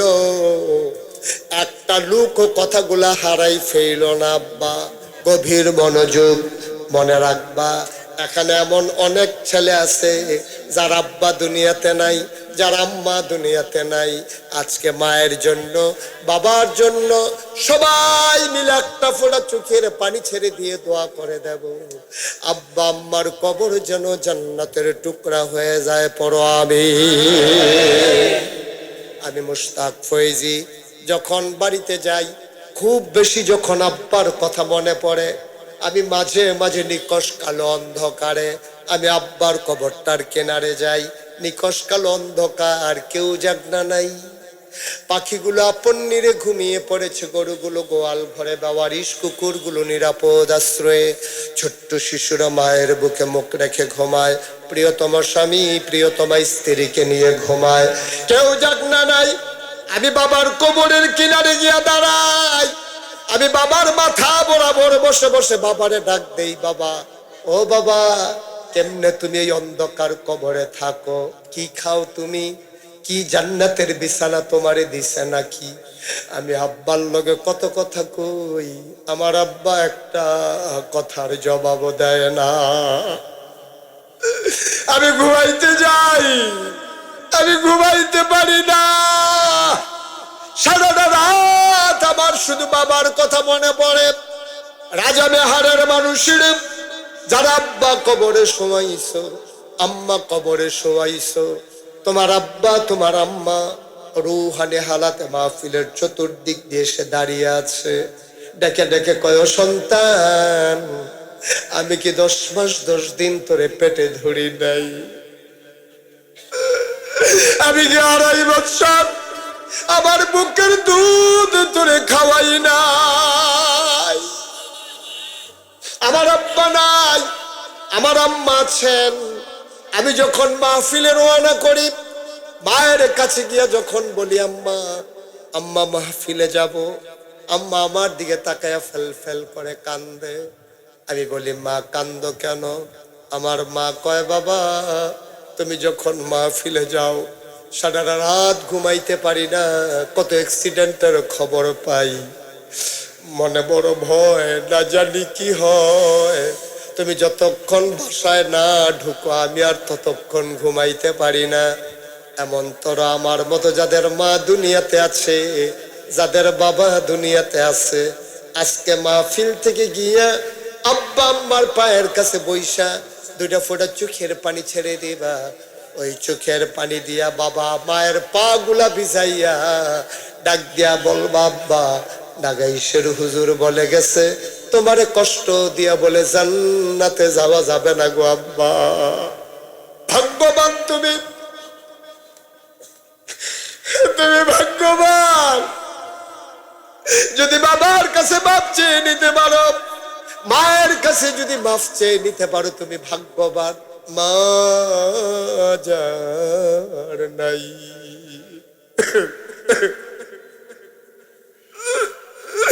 মা যারা কবরে শোয়াইছ,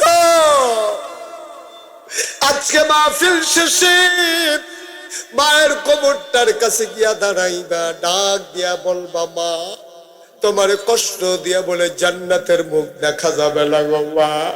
মা মা গো মা, মা ও মা কবরে তুমি কেমনে থাকো? আমি তোমার সন্তান, মাফ করে দাও। মায়ের কথা মনে করে, বাবার কথা মনে করে সবাই মিলে আজকে মাপ চাইবো। মায়ের আর বাবার কবরে দোয়ার দরকার আছে নাকি নাই? যারা দাঁড়িয়ে আছেন দয়া করে একটু সময়ের জন্য বসেন, যে যেখানে আছেন সেখানেই বসে পড়ুন। যারা বসে আছেন তারা নামাজের মতো করে বসেন, যারা বসে আছেন নামাজের মতো করে বসেন দয়া করে। যারা দোকানপাটে বসে আছেন জলদি করে চলে আসেন। পর্দার আড়ালের মায়েরা বোনেরা একটু বসেন, আম্মা একটু বসেন।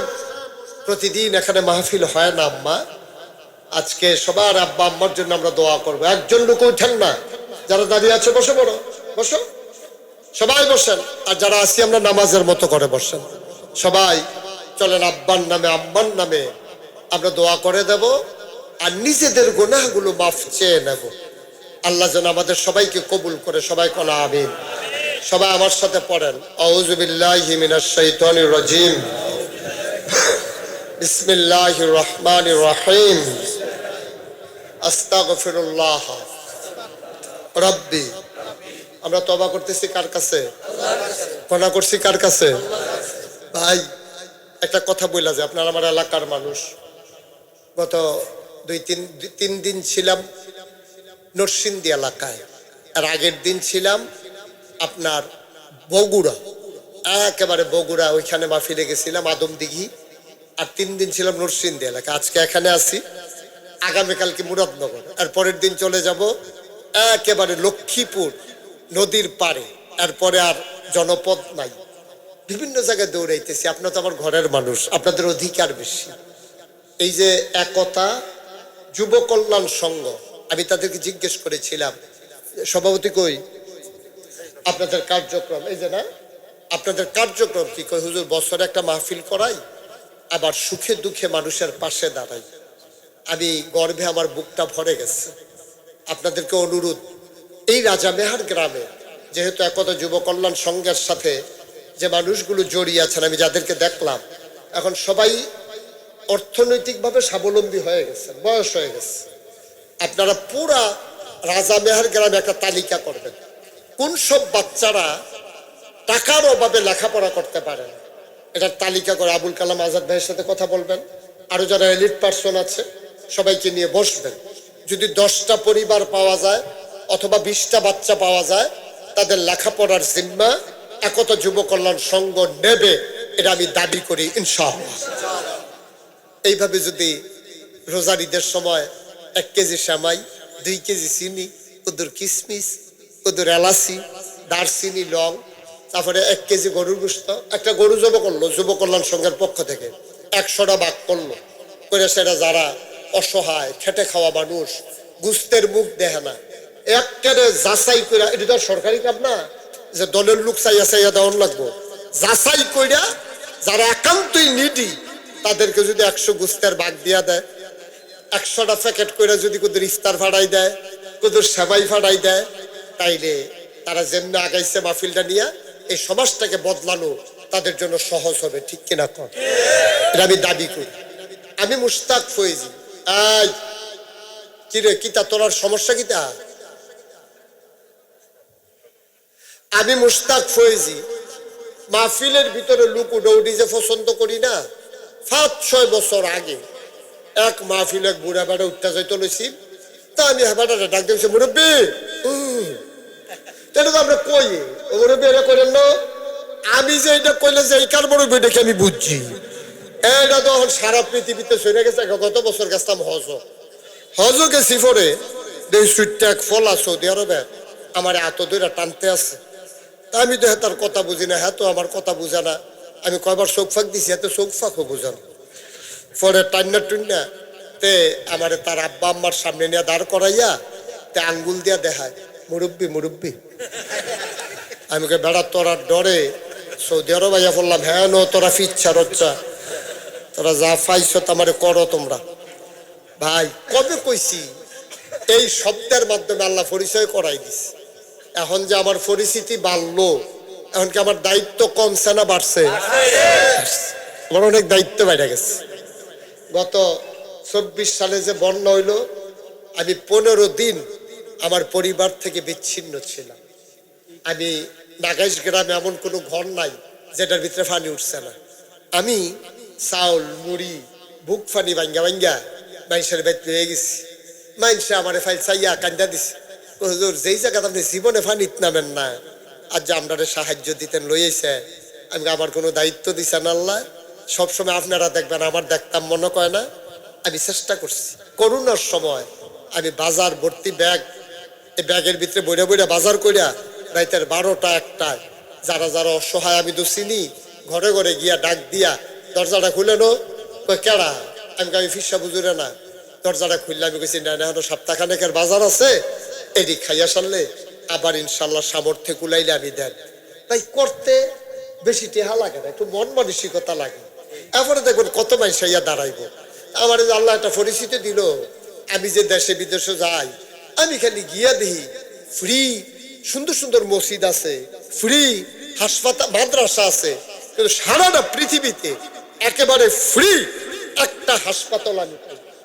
বাংলাদেশের হাসপাতালে 10 টাকা দিয়ে হলো টিকিট কেটে ঢুহন লাগে। এরপরে তো আরো কত সিরিয়াল মিরিয়াল কত ফেসবুক দালাল মালাল আছে, এটা ধর কইয়া ফারা যেত না। এখন আমি চিন্তা করলাম আল্লাহ যেহেতু আমার একটা পরিস্থিতি দিছে, ইনশাআল্লাহ আমি বাংলাদেশে শুরু করাম একটা ফ্রি একটা হাসপাতাল করাম। আলহামদুলিল্লাহ বলতেন না? নিয়ত করলাম একটা হাসপাতাল করাম ফ্রি, একটা মসজিদও করাম, লগে হাসপাতালও করাম। বুদ্ধিটা কিতা, মসজিদ হইয়া মন পরিষ্কার করা যাবে আর হাসপাতাল হয়ে শরীরটা ভালো বানাই যাবে না।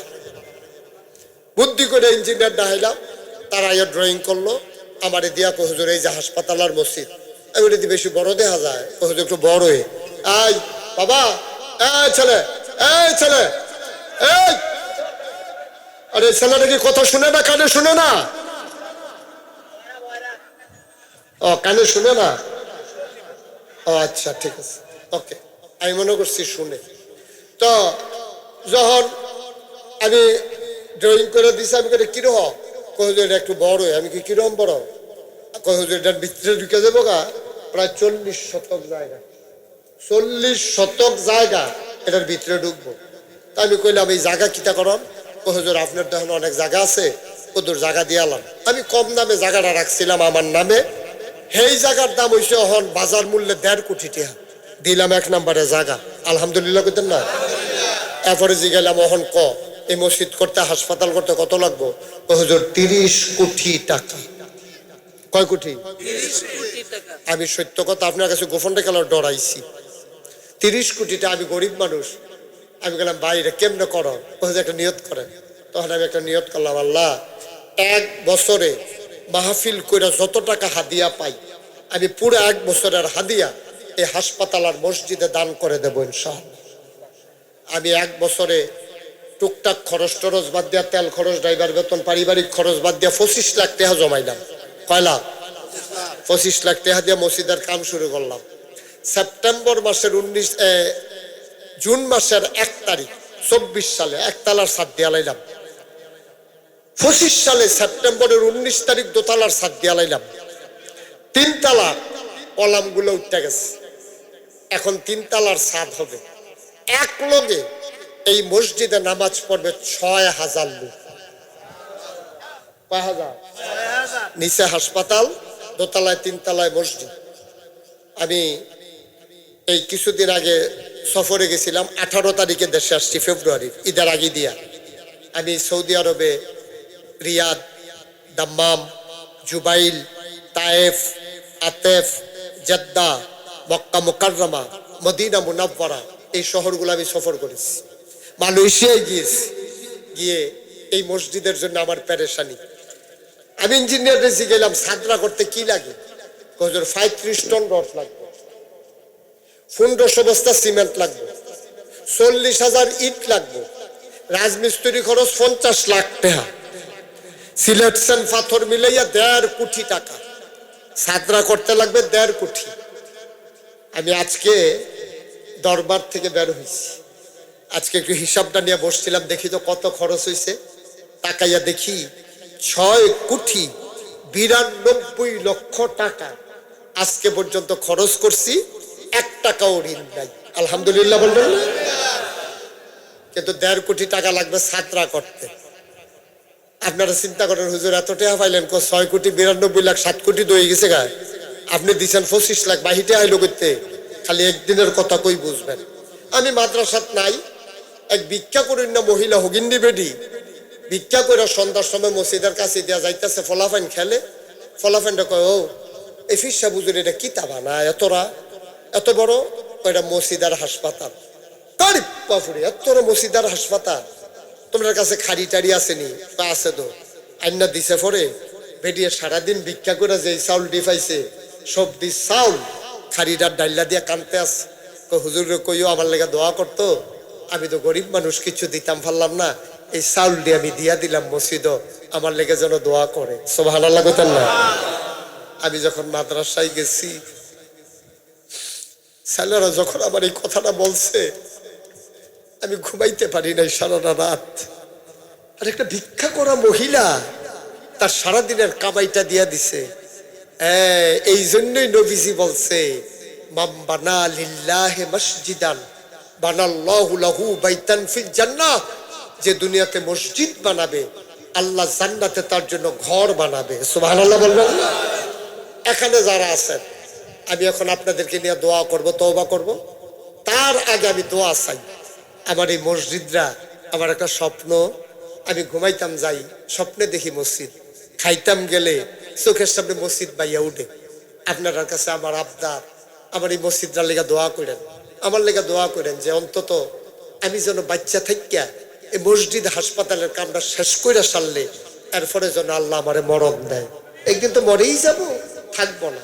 আর কেউ যদি মনে করেন যে হুজুর আপনি 25 লাখ টাকা দিছেন, 1.5 কোটি টাকা দামের জায়গা দিছেন, হগিন্নি বেটি একদিনের ভিক্ষার চাল দিছে, হুজুর আমিও যদি আপনার সাথে শরীক থাকতে চাই, মোস্ট ওয়েলকাম, আহলান সাহলান মারহাবা, আপনাকেও আমার এই মসজিদে স্বাগত। আমি থাকবো না, এই মসজিদ হাসপাতাল পরে থাকবে, এই দেশের সম্পদ, এই জাতির সম্পদ। কেউ যদি মনে করেন যে হুজুর আমি 5,000 টাকা দিয়া আপনার সাথে শরীক হইলাম, ওকে ফাইন। কেউ যদি মনে করেন হুজুর পারি না, আমি 1,000 টাকা দিলাম, আলহামদুলিল্লাহ। কেউ যদি পারেন শরীক থাকলে আমি খুব খুশি হব, প্রাণ ভরে সবার জন্য দোয়া হবে ইনশাআল্লাহ। একজন লোক দয়া করে খালি যাইয়েন না, আসেন নিহাজন যে হুজুর এই 1,000 টাকা আমি আপনার এই বিশাল মসজিদে দিয়া শরীক হইলাম, আল্লাহ যেন কবুল করে, আমি প্রাণ ভরে দোয়া করে দেব, মন উজাড় করে দোয়া করে দেব। আল্লাহর ঘর মসজিদে দেবেন, আমাকে না। আল্লাহ আমাকে অনেক দিছে, আলহামদুলিল্লাহ, আলহামদুলিল্লাহ। সভাপতি সাহেব কত? 1,000। মাশাআল্লাহ। কি নাম? শেখ জালাল, আমার ভাই, উনি নগদ 1,000 টাকা দিয়েছে। মাশাআল্লাহ, মাশাআল্লাহ। কি নাম? হাফি মফিজ ভাই। ভাই ছেলে, এই যে এখন একটা লোক উঠতেন না, তাইলে কি বদনাম রইব? হুজুরে মসজিদে টেহা তুললা, মাহফিলটা ভাঙ্গা দিছে। আল্লাহর হস্তে মাফ চাই। একটা লোক উঠতেন না, পারলে দেন, না পারলে না। আমি জোরাজুরি করি না, আমারও তো দিবেন না, মসজিদে দিবেন, আল্লাহর ঘর মসজিদ, আল্লাহ দিব। সভাপতি সাহেব উনি 1,000 টাকা দিচ্ছেন, মাশাআল্লাহ। হানিফ সরকার সাহেব উনি দিচ্ছেন 1,000। আর আছেন কেউ? মরে যাবেন, 1,000 টাকা মনেও থাকবে না, কিন্তু আল্লাহ ঢাইলা দেবে, জান্নাতে ঘর বানাই দেবে ইনশাআল্লাহ, ইনশাআল্লাহ। জান্নাতে আল্লাহ ঘর বানাই দেবে। কেউ খালি যাইয়েন না, আল্লাহর ঘর মসজিদের জন্য, মসজিদের জন্য। মাশাআল্লাহ। কি নাম? হ্যাঁ, মজনু ভাই। মাশাআল্লাহ, মজনু। হ্যাঁ ঠিক আছে, আল্লাহর মজনু, আল্লাহর পাগল। আল্লাহ তুমি কবুল করো। জি, আমার এই একজন লোক আমি আবদার করছি মসজিদের জন্য, আমার জন্য। মাশাআল্লাহ। কি নাম? হিরণ মেম্বার। হ্যাঁ, হিরণ মেম্বার সাহেব। মাশাআল্লাহ। আমার ভাই মাহফুজুর রহমান কুমিল্লা থেকে এসেছেন, উনি 1,000 টাকা দিয়েছেন। আল্লাহ তুমি কবুল করো। এই সবাই আমরা তওবা করেন, আর উঠোউঠির দরকার নাই, সবাই বসেন। যারা দিতে চান একেবারে 2টা টাকা দিয়ে হলেও শরীক করছে। আমার আবুল কালাম আজাদ ভাই, উনি 50 ব্যাগ সিমেন্ট দিয়ে দেবে, বলেন মারহাবা। আল্লাহ তুমি কবুল করো। আল্লাহ। আমার এক ভাই, কি নাম তোমার? সাইমন। নাম সাইমন, 2,000 টাকা পাঠাইছে সাইমন রেদিয়া তার আব্বায়। আরেকজন নাম বলতে চায় না, 200 টাকা দিছে। আরেক ভাই 500 টাকা। মাশাআল্লাহ। আমার আরেক ভাই সুন্দর চেহারা, উনি 1,000 টাকা দিছে। মাশাআল্লাহ। প্রিন্সিপাল স্যার উনি 1,000 টাকা দেয়। প্রিন্সিপাল স্যার 1,000 দিলে তো এটার দাম 1 লাখ টাকা। উঠতেন না? সবাই পড়েন আমার সাথে, আউযু বিল্লাহি মিনাশ শাইতানির রাজিম, বিসমিল্লাহির রহমানির রহিম, আস্তাগফিরুল্লাহ। এই আমার ছেলেরা আসতেছে, আপনারা যারা পারেন 100, 200, 10, 20 যে যা পারেন শরীক থাকেন। এই ইউটিউবাররা যাও, ভিতরে যাও। এলাকার যারা আছেন 2-1 একটু সহযোগিতা করেন, 2-1 যান। মাশাআল্লাহ। তুমি একটু বাবা ভিতরে যাও তো। যারা দিতে চায় পাঞ্জাবিরা নালগি দিয়া ধরো। এই দেন। কাজী শাহজালাল ভাই উনি 1,000 টাকা দিয়েছেন। আরেক ভাই 100 টাকা দিয়েছেন। 2-1 একটু সহযোগিতা করো, আর সবাই মিলে আমরা তওবা করি, আস্তাগফিরুল্লাহ। সবাই পারেন না পড়তে? আস্তাগফিরুল্লাহ রাব্বি মিন কুল্লি যামব ওয়া আতুবু ইলাইহি লা হাওলা ওয়ালা কুওয়াতা ইল্লা বিল্লাহিল আলিয়্যিল আযীম। হে আল্লাহ, হে আল্লাহ, হে আল্লাহ, ইচ্ছায় অনিচ্ছায় প্রকাশ্যে গোপনে শয়তানের কুমন্ত্রণায় পড়ে নফসের তাড়নায় পড়ে জীবনে যত গুনাহ করেছি, কবিরা সগীরা শিরক বেদাত সমস্ত গুনাহ থেকে খালেস অন্তরে তওবা করতেছি। হে আল্লাহ, গুনাহ মাফ করে দাও, তওবা কবুল করে নাও। আশহাদু আল্লা ইলাহা ইল্লাল্লাহু ওয়াহদাহু লা শারীকা লাহ ওয়া আশহাদু আন্না সাইয়্যিদানা হাবিবানা মাওলানা মুহাম্মাদান আবদুহু ওয়া রাসূলুহু সাল্লাল্লাহু আলাইহি ওয়াসাল্লাম। আমিন আমিন আমিন আল্লাহুম্মা আমিন। ربنا ظلمنا أنفسنا وإن لم تغفر لنا وترحمنا لنكونن من الخاسرين. ربنا آتنا في الدنيا حسنة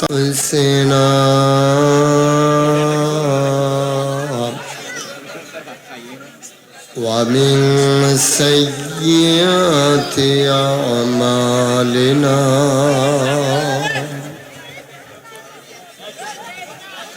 من يهد الله فلا مضل له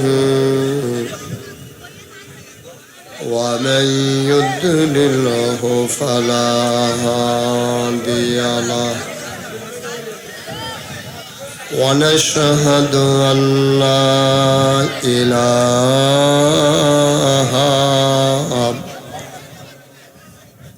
إلا الله وحده لا شريك له.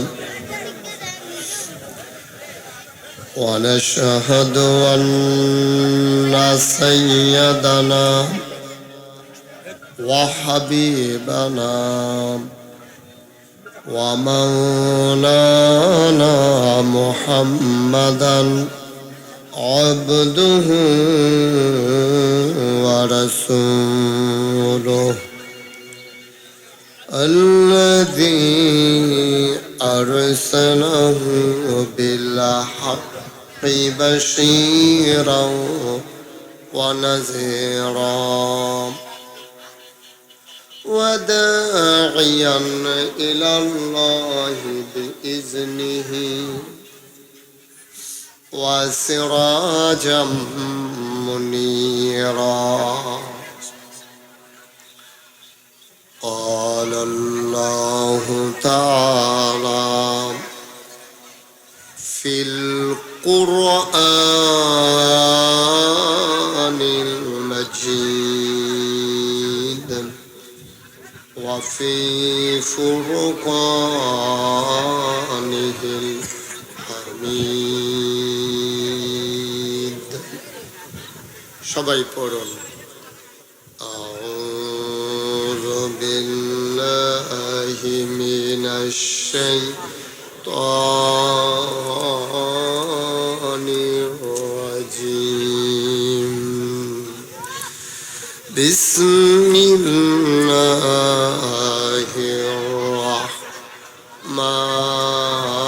রাহমানির রাহিম.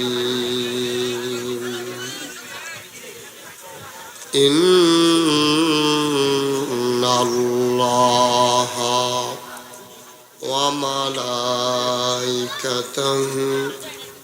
ইউসাল্লুনা আলান নবী ইয়া আইয়ুহাল্লাযীনা আমানু সাল্লু আলাইহি ওয়া সাল্লিমু তাসলিমা. আল্লাহুম্মা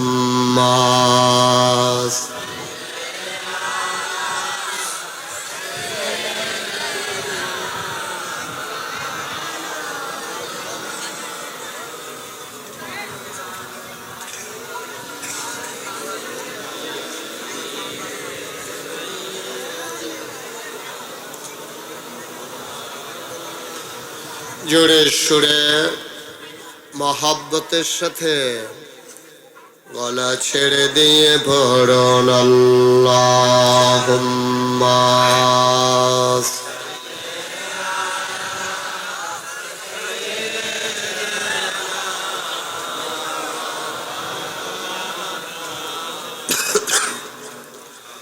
ওয়া আলা আলি সাইয়্যিদিনা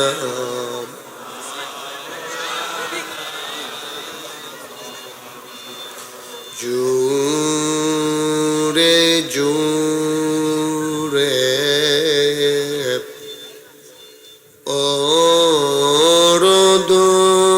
দুরূদ জবান বন্ধ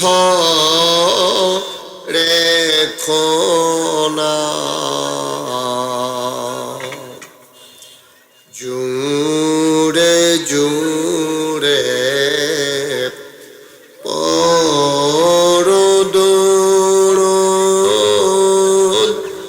জবান বন্ধ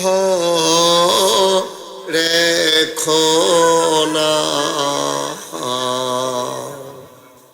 এই দুরূদার নেক আমলি এই দুরূদার নেক আমলি জন্নত তোমার ঠিকানা আল্লাহুম্মা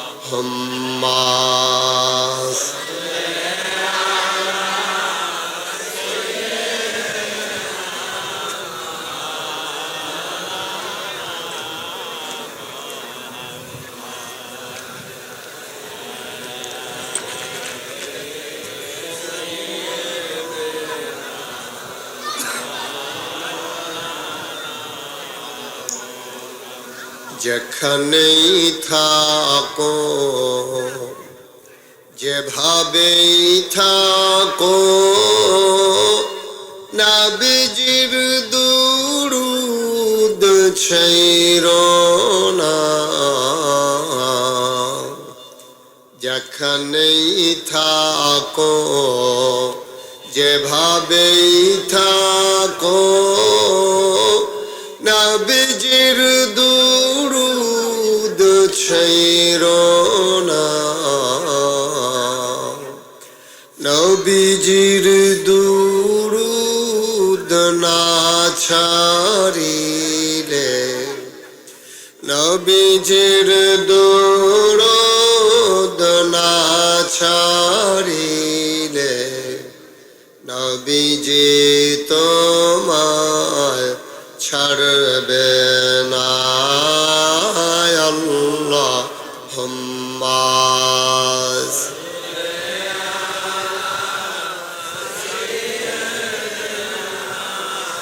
মাওলানা মুহাম্মদ ওয়া আলা আলি সাইয়্যিদিনা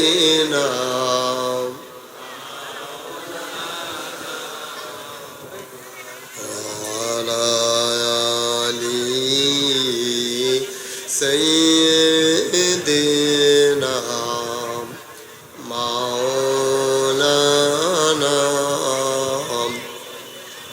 بلغ العلا بكماله كشف الدجى بجماله حسنت جميع خصاله صلوا عليه سلموا يا قوم بل صلوا على صدر الأمين مصطفى ما جاءنا رحمة لل اللهم صل وسلم وبارك عليه لا إله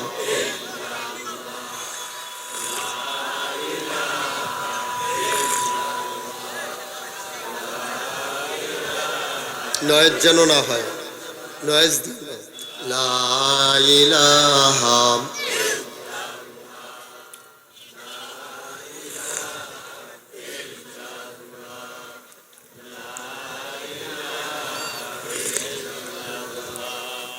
লা ইলাহা লা ইলাহা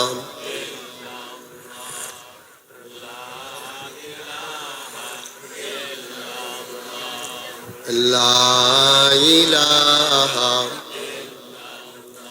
লা ইলাহা ইল্লাল্লাহু মুহাম্মাদুর রাসূলুল্লাহ সাল্লাল্লাহু আলাইহি ওয়াসাল্লাম।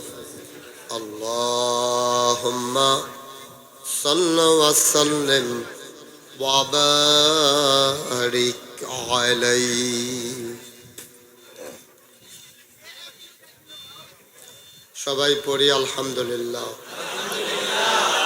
জোরে পড়ি আরো জোরে। আল্লাহ তাবারক ওয়া তাআলার দরবারে আমরা লাখ কোটি শুকরিয়া জ্ঞাপন করছি, যিনি আমাদেরকে ঐতিহ্যবাহী ঐতিহ্যধন্য কুমিল্লা জেলার দেবিদ্বার উপজেলার উল্লেখযোগ্য প্রাচীনতম একটি জনপদ, যে জনপদের নাম রাজামেহার, একতা যুব কল্যাণ সংঘের উদ্যোগে আয়োজিত 24তম প্রতিষ্ঠা বার্ষিকী উপলক্ষে ঐতিহাসিক তাফসীরুল কোরআন মাহফিলের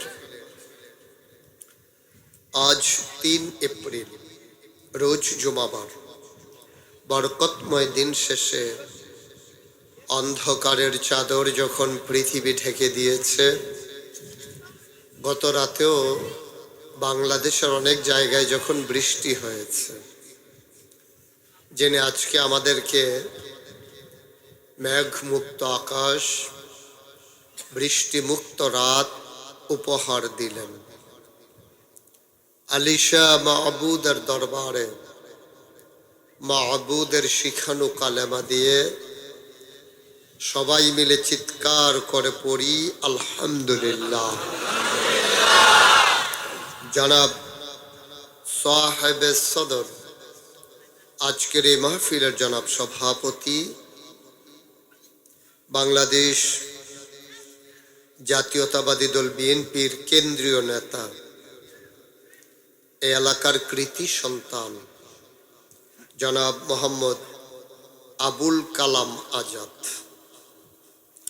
আজকে আলোচনা করেছেন রাজামেহার ইসলামিয়া ফাজিল মাদ্রাসার সম্মানিত ভাইস প্রিন্সিপাল মোহাম্মদ হযরত মাওলানা আব্দুল কাইয়ুম মীর।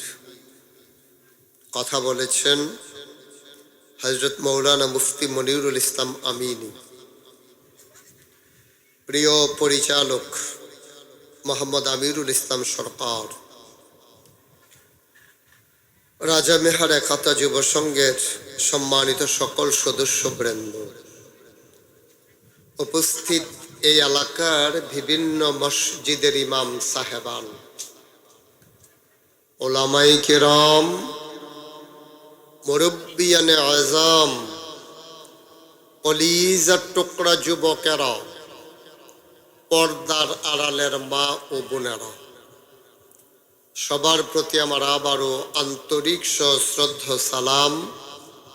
আসসালামু আলাইকুম ওয়া রাহমাতুল্লাহি ওয়া বারাকাতুহু। ওয়া আলাইকুম আসসালাম ওয়া রাহমাতুল্লাহ।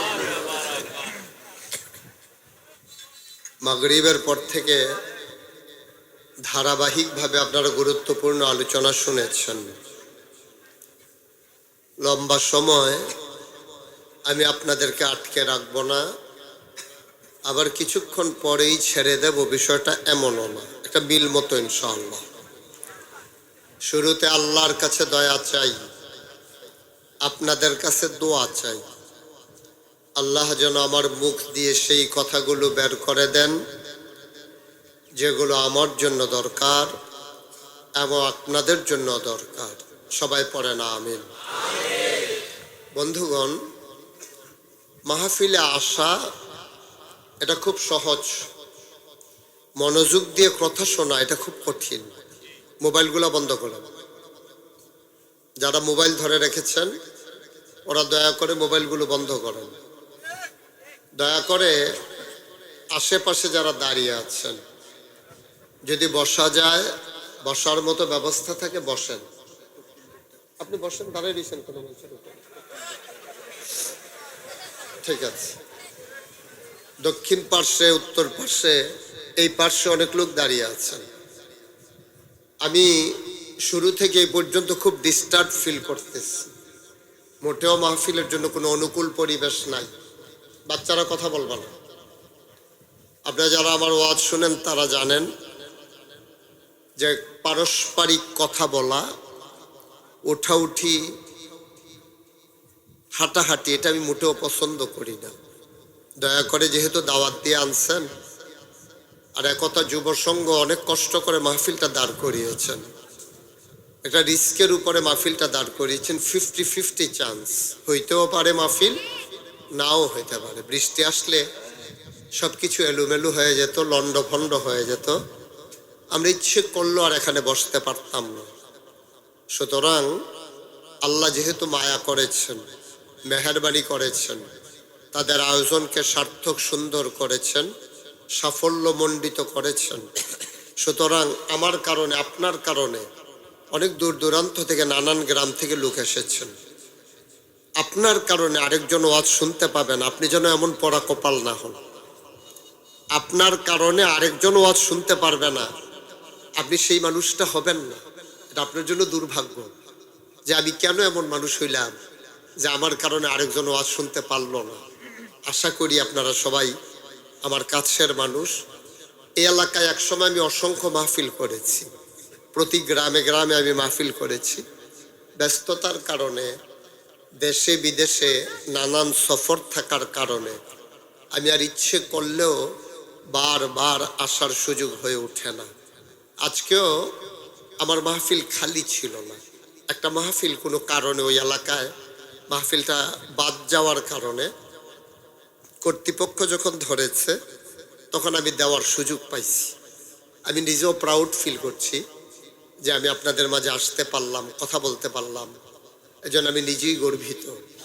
আমি আনন্দ অনুভব করছি যে আপনাদের সাথে অনেক দিন পরে হলেও আবার দেখা হয়ে গেল। কেউ যদি কথা বলতে চায় আমি ডাক দেওয়ার দরকার নেই, আপনি ইশারায় চুপ করাই দেবেন। আমরা যদি সবাই ভলেন্টিয়ারের দায়িত্ব পালন করি তাহলেই সুন্দর। আবার ভলেন্টিয়ারের দায়িত্ব পালন করতে গিয়ে সবাই যেন চিৎকার চেঁচামেচি শুরু করে না, ইশারা ইঙ্গিতে।